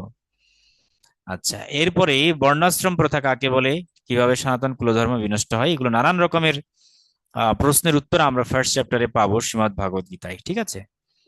তো এবং এখানে শ্রীকৃষ্ণ সত্তা হচ্ছেন, তিনি পরম পুরুষোত্তমের একটা অবতার রূপ, সেই রূপে তিনি এসে গীতার জ্ঞানটা দান করেছেন। তা সত্ত্বেও তিনি এত বড় লোক, মানে এত বড় সত্তা হওয়া সত্ত্বেও তিনি অর্জুনের রথে সারথি কেন হয়েছিল, এটাও একটা লীলা বিলাস আছেন। এবং ওখানে যে শঙ্খধ্বনি গুলো হয়েছিল সেটা দিব্য, এই দিব্য শঙ্খধ্বনি কেন, এটার ব্যাখ্যা কি, বা কুরুক্ষেত্র কেন ধর্মক্ষেত্র, সবকিছুরই আমরা মোটামুটি যথাযথ উত্তর ধীরে ধীরে পাবো, ঠিক আছে। আচ্ছা, তো এই হচ্ছে আমাদের মোটামুটি আমরা বেসমেন্ট আমাদের শুরু হয়ে গেল আস্তে আস্তে। এগুলোর উপরে আমাদের অনেক ডিসকাশন থাকবে। আমরা আরেকটি বিষয়, আমরা এই যে প্রথম যে শ্রীমদ্ ভগবতের ফার্স্ট চ্যাপ্টার যে বলেছিলাম, সে প্রথম চ্যাপ্টারটা আমরা যদি একটু স্টাডি করি, তাহলে প্রথম যে শ্লোকটাকে আমরা একটু বিশ্লেষণ করা শিখবো, ঠিক আছে। সেই বিশ্লেষণটা আশা করি আপনাদের ভালো লাগবে। আমি আবার স্ক্রিনে যাচ্ছি। তো দেখুন, এই যে ধর্মক্ষেত্রে প্রথম অধ্যায়, সেক্ষেত্রে আমরা পদচ্ছেদ, পদচ্ছেদ মানে কি, পদচ্ছেদ মানে হচ্ছে অ্যাকচুয়ালি প্রত্যেকটা পদকে আলাদা আলাদা করে ফেলা। যেমন ধৃতরাষ্ট্র উবাচ, এখন কে ধৃতরাষ্ট্র, ধৃতরাষ্ট্র হচ্ছে আমরা জানি, যারা মহাভারত পড়েছেন তারা জানবেন, ধৃতরাষ্ট্র হচ্ছে কৌরবদের পিতা। তো এবং পাণ্ডব দুই ভাই ছিল, পাণ্ডব এবং ধৃতরাষ্ট্র। তো পাণ্ডব এবং ধৃতরাষ্ট্র দুই ভাই হওয়া সত্ত্বেও ধৃতরাষ্ট্র জন্মান্ধ ছিল তিনি, এবং বাট তার ছেলেরা যারা হয়েছিল, এবং এই ছেলেরা ছিল আসলে বলা যায় ধর্মহীন আর কি, অর্থাৎ তাদের ভিতরে কোনো ন্যায় নীতি ছিল না, তারা ছিল অনেকটাই কুটিল প্রকৃতির। আর পাণ্ডুর যে ছালা, এরা একটু ধর্মকে বেস করে চলতে বিদে তারা একটু সৎ ছিল, নীতিবান ছিল, এই কারণে তাদের সাথে যুদ্ধ হয় একটা সময়। তো তখন সেই যুদ্ধের প্রাক্কালে ধৃতরাষ্ট্র, সে তো জন্মান্ধ, সে তো আর যুদ্ধক্ষেত্রে যাচ্ছে না, সে বাসায় প্রাসাদে বসে বসে জানার চেষ্টা করছিল সঞ্জয় থেকে। সঞ্জয়কে, সঞ্জয় হচ্ছে মূলত ঋষি বেদব্যাসের শিষ্য, একজন আদর্শযোগ্য শিষ্য। উনি দিব্য জ্ঞান প্রাপ্ত ছিলেন, তিনি ঘরে বসে দেখতে পাচ্ছিলেন সবকিছু। তো তখন তাকে প্রশ্ন করছিল আর কি, যে প্রথম প্রশ্নটা ধৃতরাষ্ট্র করছিল সঞ্জয়কে, যে সঞ্জয় বলো, ধর্মক্ষেত্রে কুরুক্ষেত্রে সমবেতা ইয়ুৎসবঃ, অর্থাৎ ধর্মক্ষেত্রে কুরুক্ষেত্রে সকল যোদ্ধারা সমবেত হয়েছিল। মামকাঃ পাণ্ডবাশ্চৈব কিম অকুর্বত সঞ্জয়, মামকা মানে আমার পুত্র এবং পাণ্ডবের পুত্ররা সবাই একসাথে হয়ে কি করেছিল সেটা এই শ্লোকটাকে যখন আমরা ভাঙবো, তখন আমরা পদচ্ছেদ গুলো আলাদা আলাদা করে ফেললাম। ধর্মক্ষেত্রে, কুরুক্ষেত্রে, সমবেতা, ইয়ুৎসব, মামকা, এগুলো আলাদা হয়েছে। আবার এবার অন্যয়, অন্যয় মানে সিনট্যাক্স, অর্থাৎ এটাকে বাক্য আকারে রূপদান করা হয়েছে। যেমন হে সঞ্জয়, ধর্মক্ষেত্রে কুরুক্ষেত্রে সমবেতা মানে সমবেত হয়ে, ইয়ুৎসব মামকা পাণ্ডবাশ্চ চ এইব কিম অকুর্বত, এটা অন্যয়। অন্যয় মানে হচ্ছে অ্যাকচুয়ালি সেন্টেন্স রূপ দেওয়া সংস্কৃতের বাক্য। এবার শব্দার্থগুলো একটু দেখেন। শব্দার্থগুলো যা যা বললাম এতক্ষণে, যে পাণ্ডবাহা মানে হচ্ছে পাণ্ডুপুত্র, ঠিক আছে। চৈব মানে চৈব, চৈব মিলে চৈব হয়ে যায়, যার অর্থ হচ্ছে এবং। এগুলো আমরা অলরেডি জানি। তো বঙ্গানুবাদটা দেখেন। হে সঞ্জয়, ধর্মভূমি কুরুক্ষেত্রে যুদ্ধ করার মানসে একত্রিত হয়ে আমার পুত্ররা এবং পাণ্ডুপুত্ররা কি করলো সেটা জানতে চাচ্ছিল। তো ব্যাকরণ এবং ভাষাতাত্ত্বিক দিক থেকে আমাদের এটা খুবই গুরুত্বপূর্ণ। যারা সংস্কৃতের ছাত্রছাত্রী রয়েছেন, যারা এই সকল চর্চা করছেন, তাদের জন্য এগুলো খুব গুরুত্বপূর্ণ হচ্ছে বিশ্লেষণটা। তো কিভাবে বিশ্লেষণ, দেখুন আমাদের এখানে যে মূল টপিক সেটা হচ্ছে পাণ্ডবাশ্চৈব কিভাবে আসছে, এটা সন্ধি বিচ্ছেদ সন্ধি অনুযায়ী নিয়ম অনুযায়ী হয়েছে। পাণ্ডবাহা, পাণ্ডবাহা মানে কি, পাণ্ডব মানে একজন, আর পাণ্ডবাহা যখন বলবো তখন পাণ্ডব বহু হয়ে গেল, এটাকে বহু বচনে আমরা বলেছি। ঠিক আছে, আমরা এগুলো পড়িয়েছি আপনাদেরকে, যে এক বচন হলে হয় বিসর্গ এক, আর বহু বচন হলে আকার হয়ে যায়, আকার এবং বিসর্গ হবে। ঠিক আছে, তো যেমন নরহ, নরাহা, ঠিক আছে, নরহ মানে একজন ব্যক্তি, আর নরাহা মানে অনেক ব্যক্তি। একইভাবে আমরা যদি বলি, ধরেন শিক্ষক তাহলে একজন শিক্ষক, অহম শিক্ষক মানে কি, আমি একজন শিক্ষক।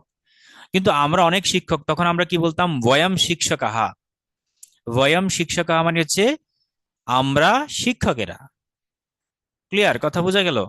তাহলে দেখুন একইভাবে পাণ্ডবাহ মানে একজন পাণ্ডব, আর পাণ্ডবাহা বলতে অনেক পাণ্ডব। তো অনেক পাণ্ডব কারা? পাণ্ডবের ছেলেরা, ওই ছেলেরা মিলেই পাণ্ডবা হয়ে গেছে।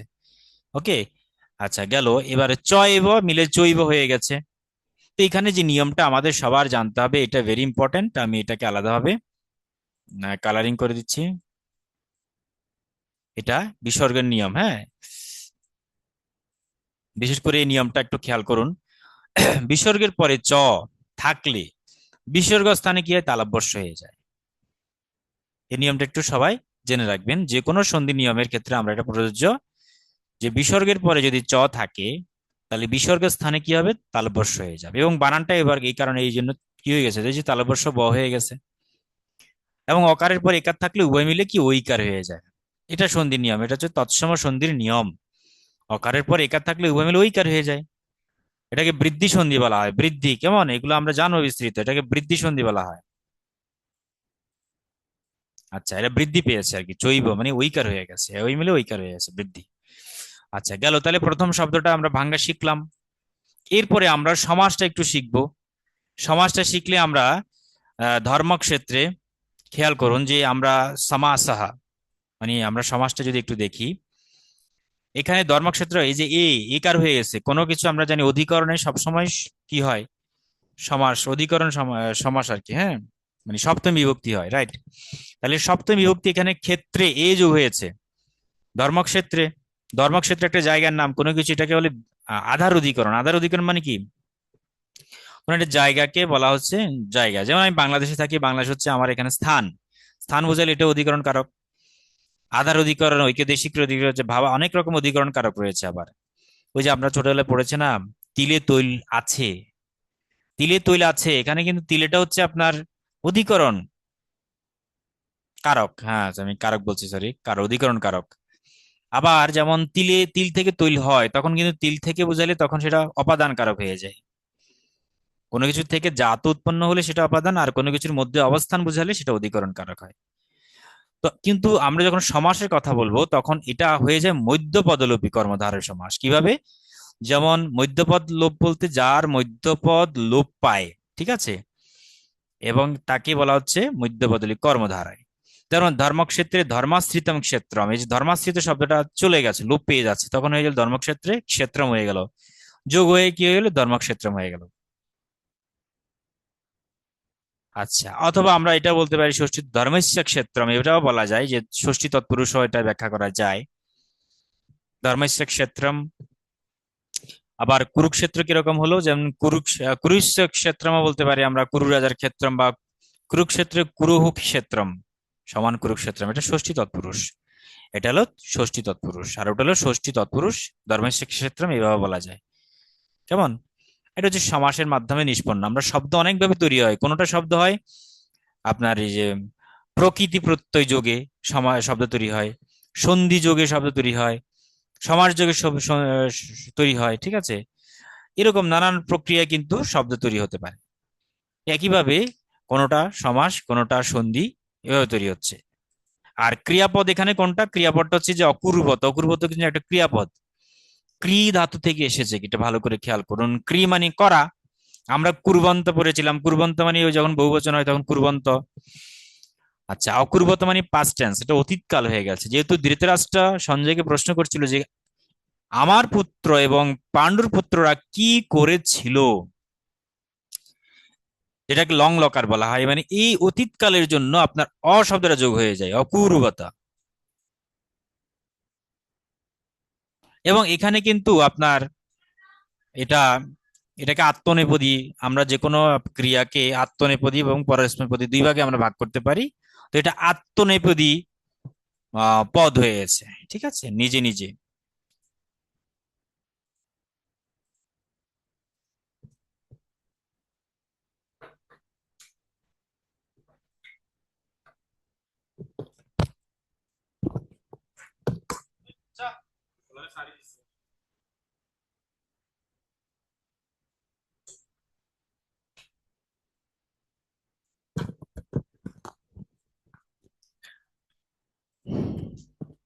আচ্ছা, সরি, দুঃখিত। তো আত্মনেপদী গেল, তাহলে এই যে আত্মনেপদী কি জিনিস সেটার আমরা ব্যাখ্যাটা একটু পরে দেখছি। তারপরে আমি সংজ্ঞা এখানে দিয়েছি আপনার, অর্থাৎ কিছু কিছু ক্রিয়া মানে আত্মনেপদী এবং পরস্মৈপদীর যে পার্থক্যটা আমরা ব্যাকরণ ভাতে, আপনারা কি কমেন্ট করেছেন একজন নাকি? হ্যাঁ, প্রশান্ত বিশ্বাস, ঠিক আছে, আপনি তাহলে লিভ নিয়ে নেন। ওকে।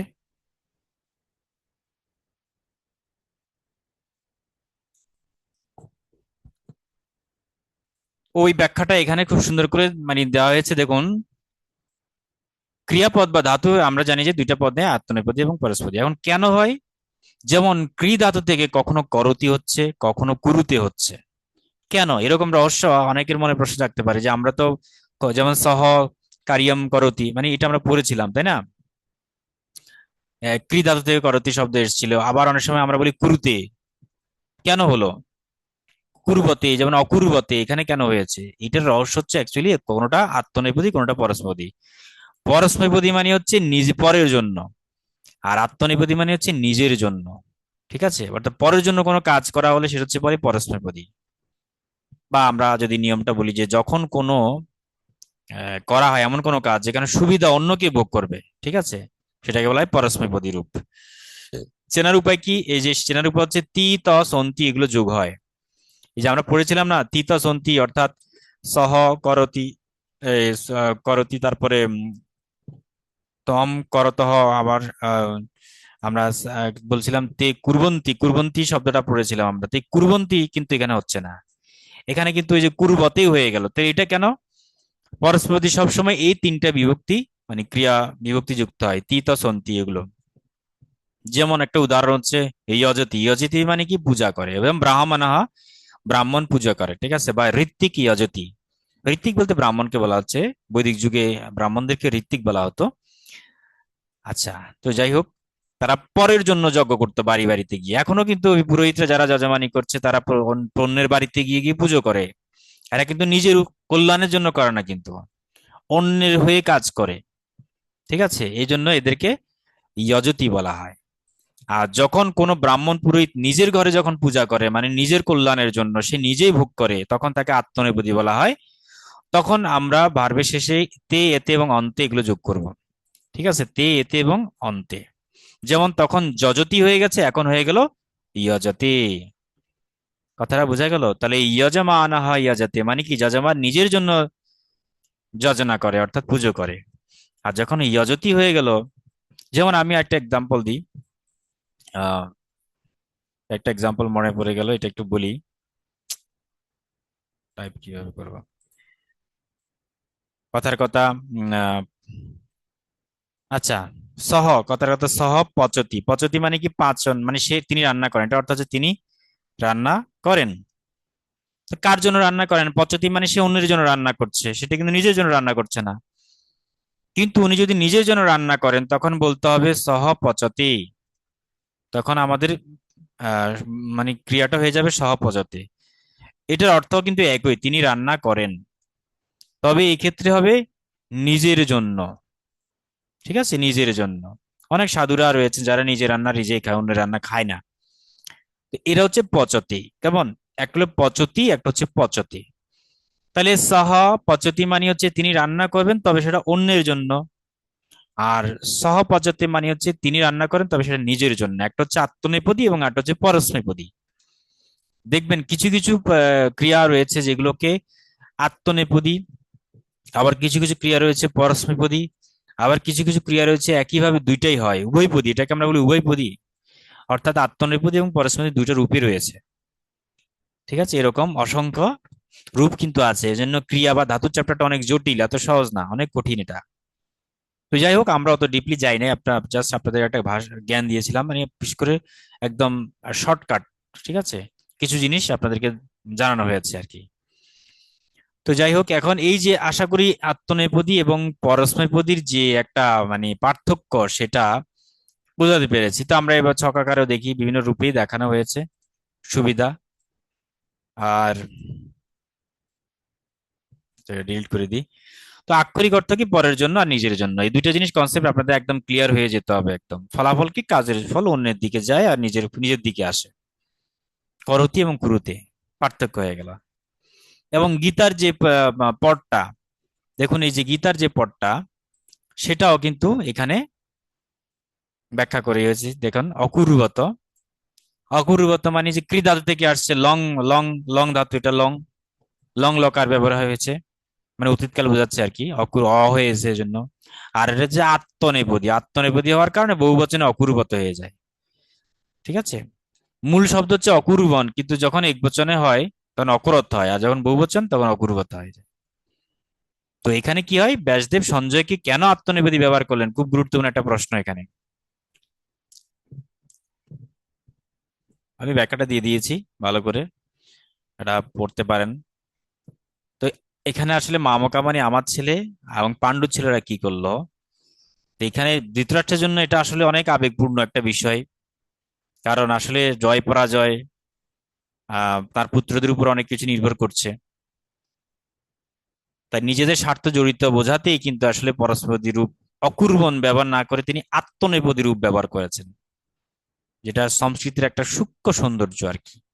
এবং এটা মনে রাখার জন্য একটা টেকনিক দিচ্ছি, সেটা হচ্ছে প দিয়ে শুরু হলে বুঝতে হবে পরের জন্য, আর আ দিয়ে শুরু হলে, আত্মা দিয়ে মানে শুরু দিয়ে, তখন হয় আত্মা বা নিজের জন্য, আ মানে আত্মা।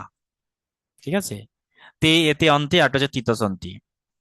তাহলে কুরুতে, সেবতে, ঠিক আছে, সেবন্তে, সেবেতে। যেমন আমি এটা রূপগুলো যদি বলে এখানে বোঝাই,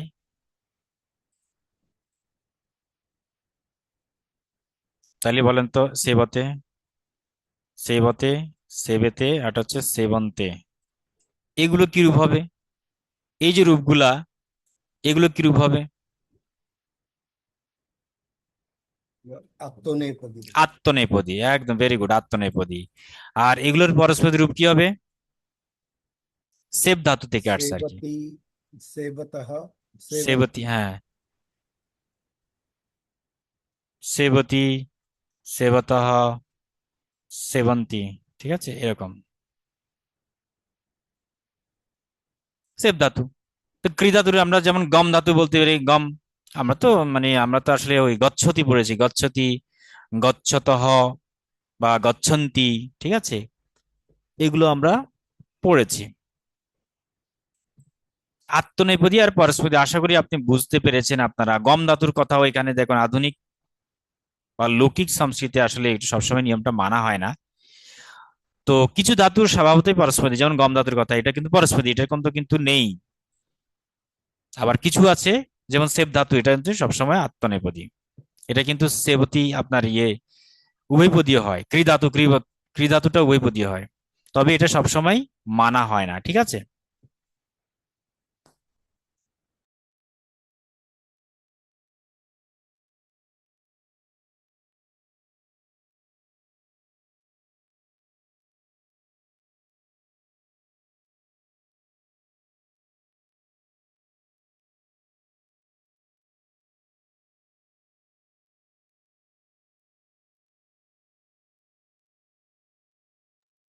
দাদা আপনার কথা শোনা যাচ্ছে না।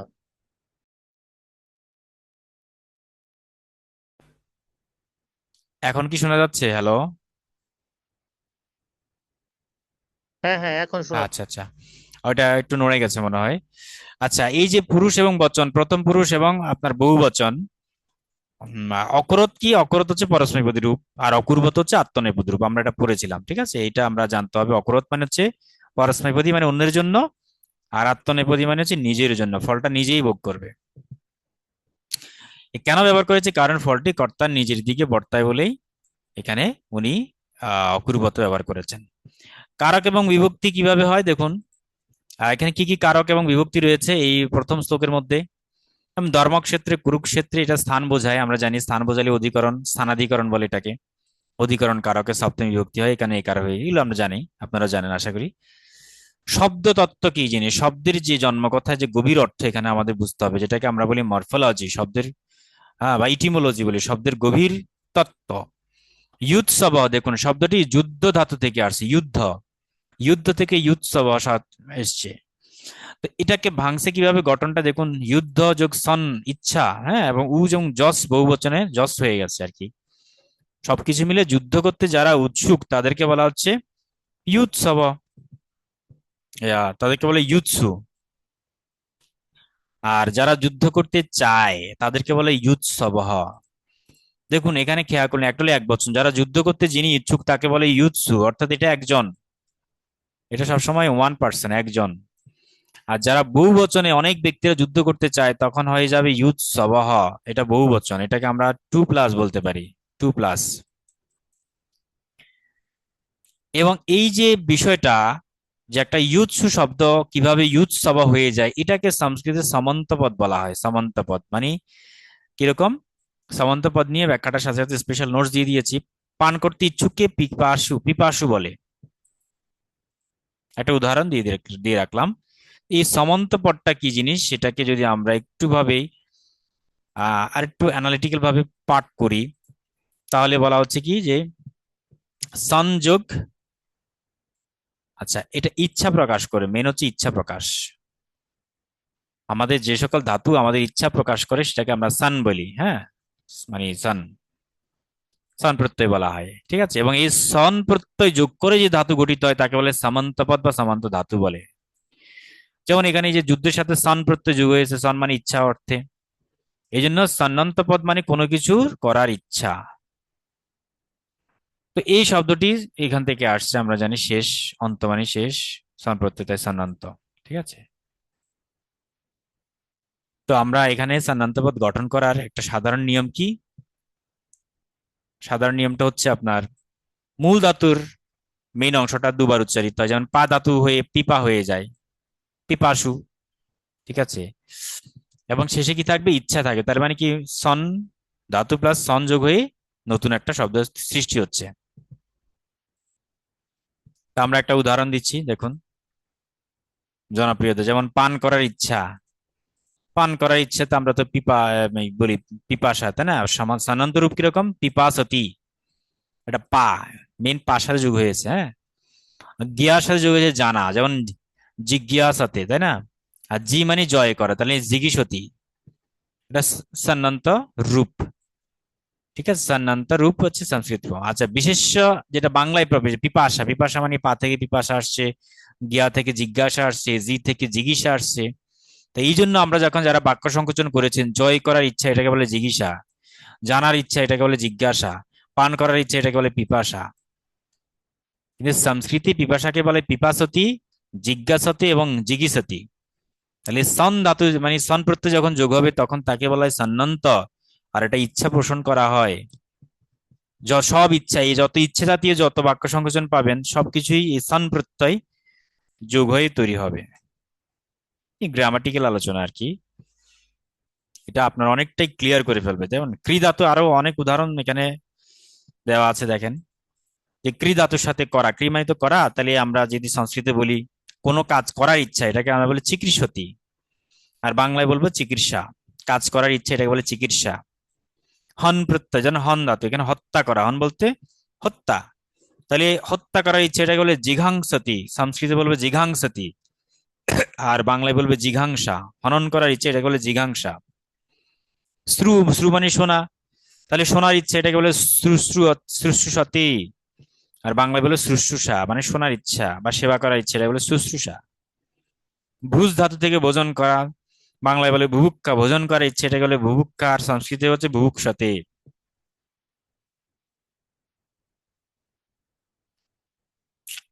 তো যাই হোক, এখানে একটা নোটবুকটা খেয়াল করেন, এটা কিন্তু আসলে গুরুত্বপূর্ণ আমাদের সবার জন্য। এটা হলো শুশ্রূষা শব্দটা।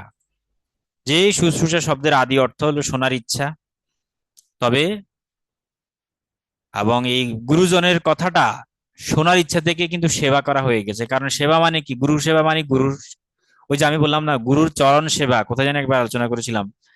গুরুর চরণ সেবা মানে কি, গুরুর কথাগুলোকে শোনা, এটাকে বলে চরণ সেবা করা। চরণ মানে নয় যে গুরুর ফিজিক্যাল পাকে আমি পানি দিয়ে সেবা করা, এটা না, এটা একটা রং কনসেপ্ট। চরণ সেবা করতে হবে, ঠিক আছে।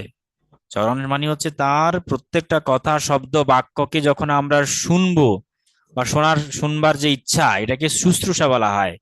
এই শুশ্রূষা মানে সেবা, এখান থেকেই কনসেপ্টটা আসছে। সেবা হয়েছে পরবর্তীতে, কিন্তু এটা আদি অর্থ কি, শোনার ইচ্ছা। এই কনসেপ্টটা আমাদের জানতে হবে, দেখবেন আপনার অনেক অজ্ঞতা দূর হয়ে যাবে। এবং আপনি গ্রামাটিক্যালি জানছেন, আগে তো শুধুমাত্র কোনো একটা মানে ব্যাখ্যা কিভাবে আসছে এটা আপনি জানতেন না। কিন্তু মানে বিশেষ করে আজকের এই ক্লাসের পরে এই যে আপনার সান্নান্ত পদগুলো কিভাবে ইউজ হয়েছে, সেখান থেকে যে ইচ্ছা শব্দ অর্থে সন প্রত্যয় যোগ হয়, এই জন্য আমরা শ্রু ধাতু থেকে শোনা, তাহলে শোনার ইচ্ছা মানে হচ্ছে আপনার শুশ্রূষা। আপনি এই গঠনটা আপনি জানলেন, এখন আপনি জানলে যে কোনো জায়গায় আপনি ডিবেট করতে পারবেন, যে কোনো জায়গায় আপনি এটা ব্যাখ্যা বিশ্লেষণ শোনাই দিতে পারবেন। এই জন্য সংস্কৃত শিখতে হয়। ভালো ডিবেটার হতে গেলে, বিশেষ করে যারা মানে হলি স্ক্রিপচার নিয়ে ডিবেট করতে চান বা কাউকে বুঝাতে চান এবং অনেক অজ্ঞতাকে দূর করতে চান, তাদের জন্য এটা জানাটা আবশ্যক। যারা গীতা পাঠক রয়েছেন, আমি মনে করি তাদের এই সকল কোর্স বারবার করা উচিত, অনেক গভীর বিশ্লেষণ শেখা উচিত। হুম। আচ্ছা, শুধু লীলা কীর্তন গাইলে তো হবে না, আমাদের আসলে সমাজটা হচ্ছে একটু বিনোদন প্রিয়, তো আনন্দ বিনোদন প্রিয়, যার কারণে গান বাজনা, ভজন কীর্তন, নাচ গান, লীলা কাহিনী, কিচ্ছা, এগুলোতেই হচ্ছে মশগুল হয়ে থাকে। কিন্তু আদতে কি ছিল আর কি হয়ে গেল, তিল থেকে যে তাল হয়ে গেছে, ছিল তিল সেটা হয়ে গেছে বড় তাল, রসালো। তো এইগুলো আসলে সমাজের আমাদের অজ্ঞতা, আমাদের জ্ঞানের অভাবের কারণে এটা হয়েছে।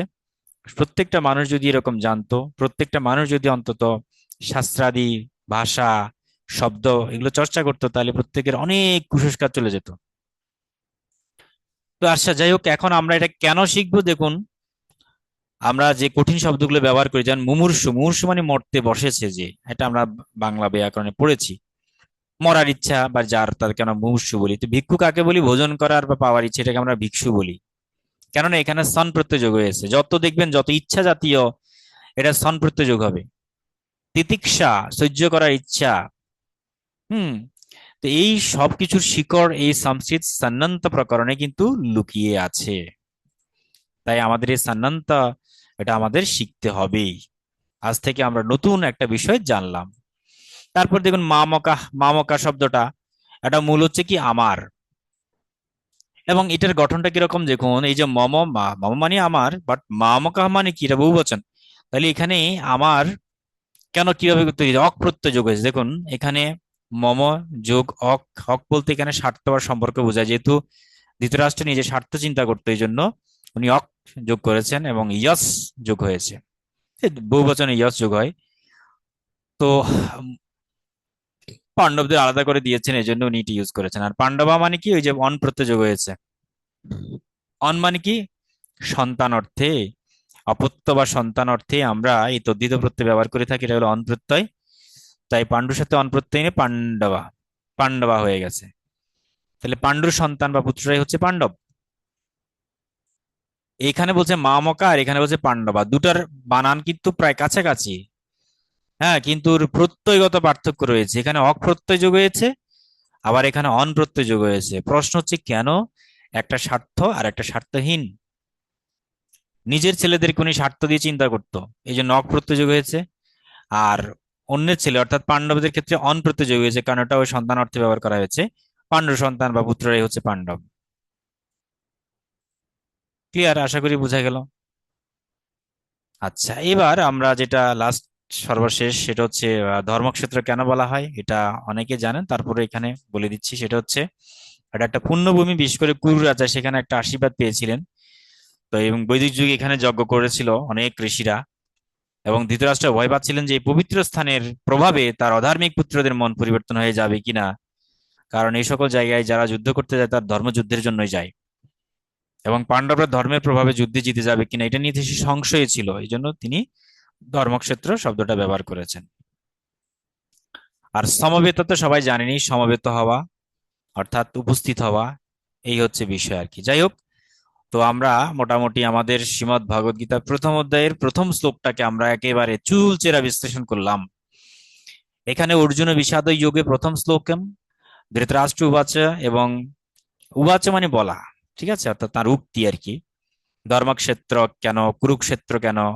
কুরুক্ষেত্র বলতে এটাই যে কুরু রাজা সেখানে বসবাস করেছিলেন, তিনি যাগযজ্ঞ করেছিলেন বলে এটা কুরুক্ষেত্র হয়েছে। আর ধর্মক্ষেত্র কেন? কারণ কুরু রাজা সেখানে একটা আশীর্বাদ পেয়েছিলেন যে এই জায়গাতে যদি কেউ যুদ্ধ করে, ধর্মযুদ্ধ, তাহলে সে ধর্ম যে ধারণ করে আছে সেই একমাত্র জয়ী হবে, আর যে ধর্মকে ধারণ করে না সেই হেরে যাবে বা সে পরাজিত হবে। তবে এখানে যে মেইন ইম্পর্টেন্ট প্রশ্ন এবার, সেটা হচ্ছে ধর্মটা মানে কি? এখানে যে ধর্মযুদ্ধ হচ্ছে সে ধর্মটা মানে কি? ধর্মযুদ্ধ মানে কি? ধর্ম মানে এখানে কিন্তু হিন্দু, ইসলাম, মুসলিম, ইসলাম, তারপরে জৈন ধর্ম বা খ্রিস্টান, বৌদ্ধ, এগুলো না। দিস ইজ নট অ্যাকচুয়ালি ধর্ম। বিশেষ করে সংস্কৃত সাহিত্য মতে এই ধর্ম শব্দের অর্থ এটা না। এখানে সনাতন ধর্মের জন্য কি যুদ্ধ করে না, এখানে যুদ্ধ করছে আত্মধর্ম। আত্মধর্ম মানে কি? এখানে ধর্ম বলতে বর্ণ ধর্ম। বর্ণ বলতে কি? যেটা আমরা বর্ণাশ্রম পড়বো। যেমন যার ক্ষত্রিয় যারা, ক্ষত্রিয় হচ্ছে রাজারা, বিশেষ করে রাজাদের ধর্ম ছিল ক্ষত্রিয় ধর্ম। কি ক্ষত্রিয় ধর্ম? যুদ্ধ করা, ঠিক আছে, দেশ রক্ষা করা, প্রজা পালন করা, এগুলো হচ্ছে ক্ষত্রিয়দের ধর্ম।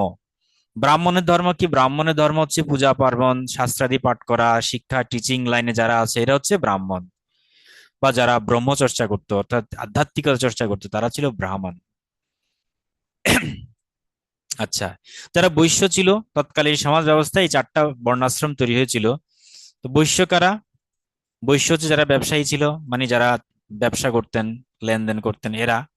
আর শূদ্র কারা ছিল? শূদ্র ছিল মূলত শ্রমজীবী মানুষ, যারা খেটে খেত, অন্যের বাড়িতে কাজ করত, এরা ছিল শূদ্র শ্রেণীর। তো একইভাবে এই যে চারটা বর্ণের যে চারটা ধর্ম, সেটাই হচ্ছে অ্যাকচুয়ালি গীতার মতে ধর্ম। এই যে ধর্মযুদ্ধ, এটাই যেমন অর্জুন ছিল যোদ্ধা, তার যুদ্ধ হচ্ছে ধর্ম রক্ষার, তথা নিজের যে ক্ষত্রিয় ধর্ম, যে খাত্র ধর্ম, সেটাকে রক্ষা করার জন্য বা আত্মধর্মকে রক্ষা করার জন্য, ন্যায় নীতিকে প্রতিষ্ঠা করার জন্য যুদ্ধ করা। সে কিন্তু একটা যুদ্ধ না করে তখন সেই কিম কর্তব্য বিমূঢ় হয়ে গেছিল, কি করতে হবে সে বুঝতে পারছে না, তার মধ্যে শোকের ছায়া নেমে এসেছে। তখনই তো কৃষ্ণ, ভগবান কৃষ্ণ তাকে আত্মজ্ঞান প্রদান করেছেন, যে আসলে কোনটা ধর্ম কোনটা অধর্ম, কখন কি করা উচিত কোনটা অনুচিত সেটা তোমাকে বুঝতে হবে। ঠিক আছে, এই হচ্ছে ধর্ম। একইভাবে আমরা প্রত্যেকটা মানুষ, মানবতা হচ্ছে আমাদের ধর্ম। আমাদের ধর্ম হচ্ছে সত্যের পথে, ন্যায়ের পথে চলা, কল্যাণ করা, সৃষ্টির সেবায় নিয়োজিত থাকা। ওই যে বললাম না, ধর্ম যজ্ঞার্থে কর্ম করতে হবে আমাদের, নতুবা কি হবে? লোকায়াম কর বন্ধন, নতুবা আমাদের কর্মের বন্ধন হয়ে যাবে। তো যাই হোক, এই যে বিষয়টা, এই হচ্ছে ইম্পর্টেন্ট এখানে। আমরা জানি মহাভারত পড়লে আপনারা দেখতে পাবেন সেখানে কৌরবরা কি পরিমাণে পাণ্ডবদেরকে মানে বিভিন্ন ছলনা করে কত কষ্ট দিয়েছে, বা তাদেরকে মূলত অধার্মিকতার কারণে, যেমন দ্রৌপদীর বস্ত্রহরণ হয়েছে, নানান রকমের পাশা গেলে রাজ্য হেরেছে না, এগুলো সবগুলো টিক্স ছিল, পলিটিক্যাল টিক্স। মহাভারত পড়লে আপনি পুরো একটা পলিটিক্যাল রাজনৈতিক বিষয় আপনি শিখবেন। সেই রাজনীতি হচ্ছে ন্যায় এবং অন্যায়ের বিরুদ্ধে রাজনীতি, ধর্ম এবং অধর্মের জয় বা বিজয়। কখনো ধর্ম জয় হচ্ছে, কখনো অধর্ম জয় হচ্ছে, কখনো ন্যায় জয় হচ্ছে, কখনো অন্যায় জয় হচ্ছে।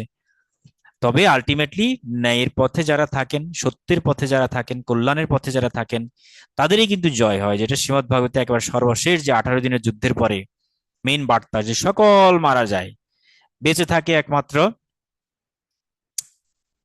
আমরা অল্প কিছু জন বেঁচে থাকেন আর কি। পাণ্ডবরা সবাই জীবিত ছিলেন, তবে তারা কেউ স্বর্গে যেতে পারেনি, মানে সশরীরে আর কি, একমাত্র যুধিষ্ঠির ছাড়া। বাকিরা সবাই দেহত্যাগ করতে হয়েছিল।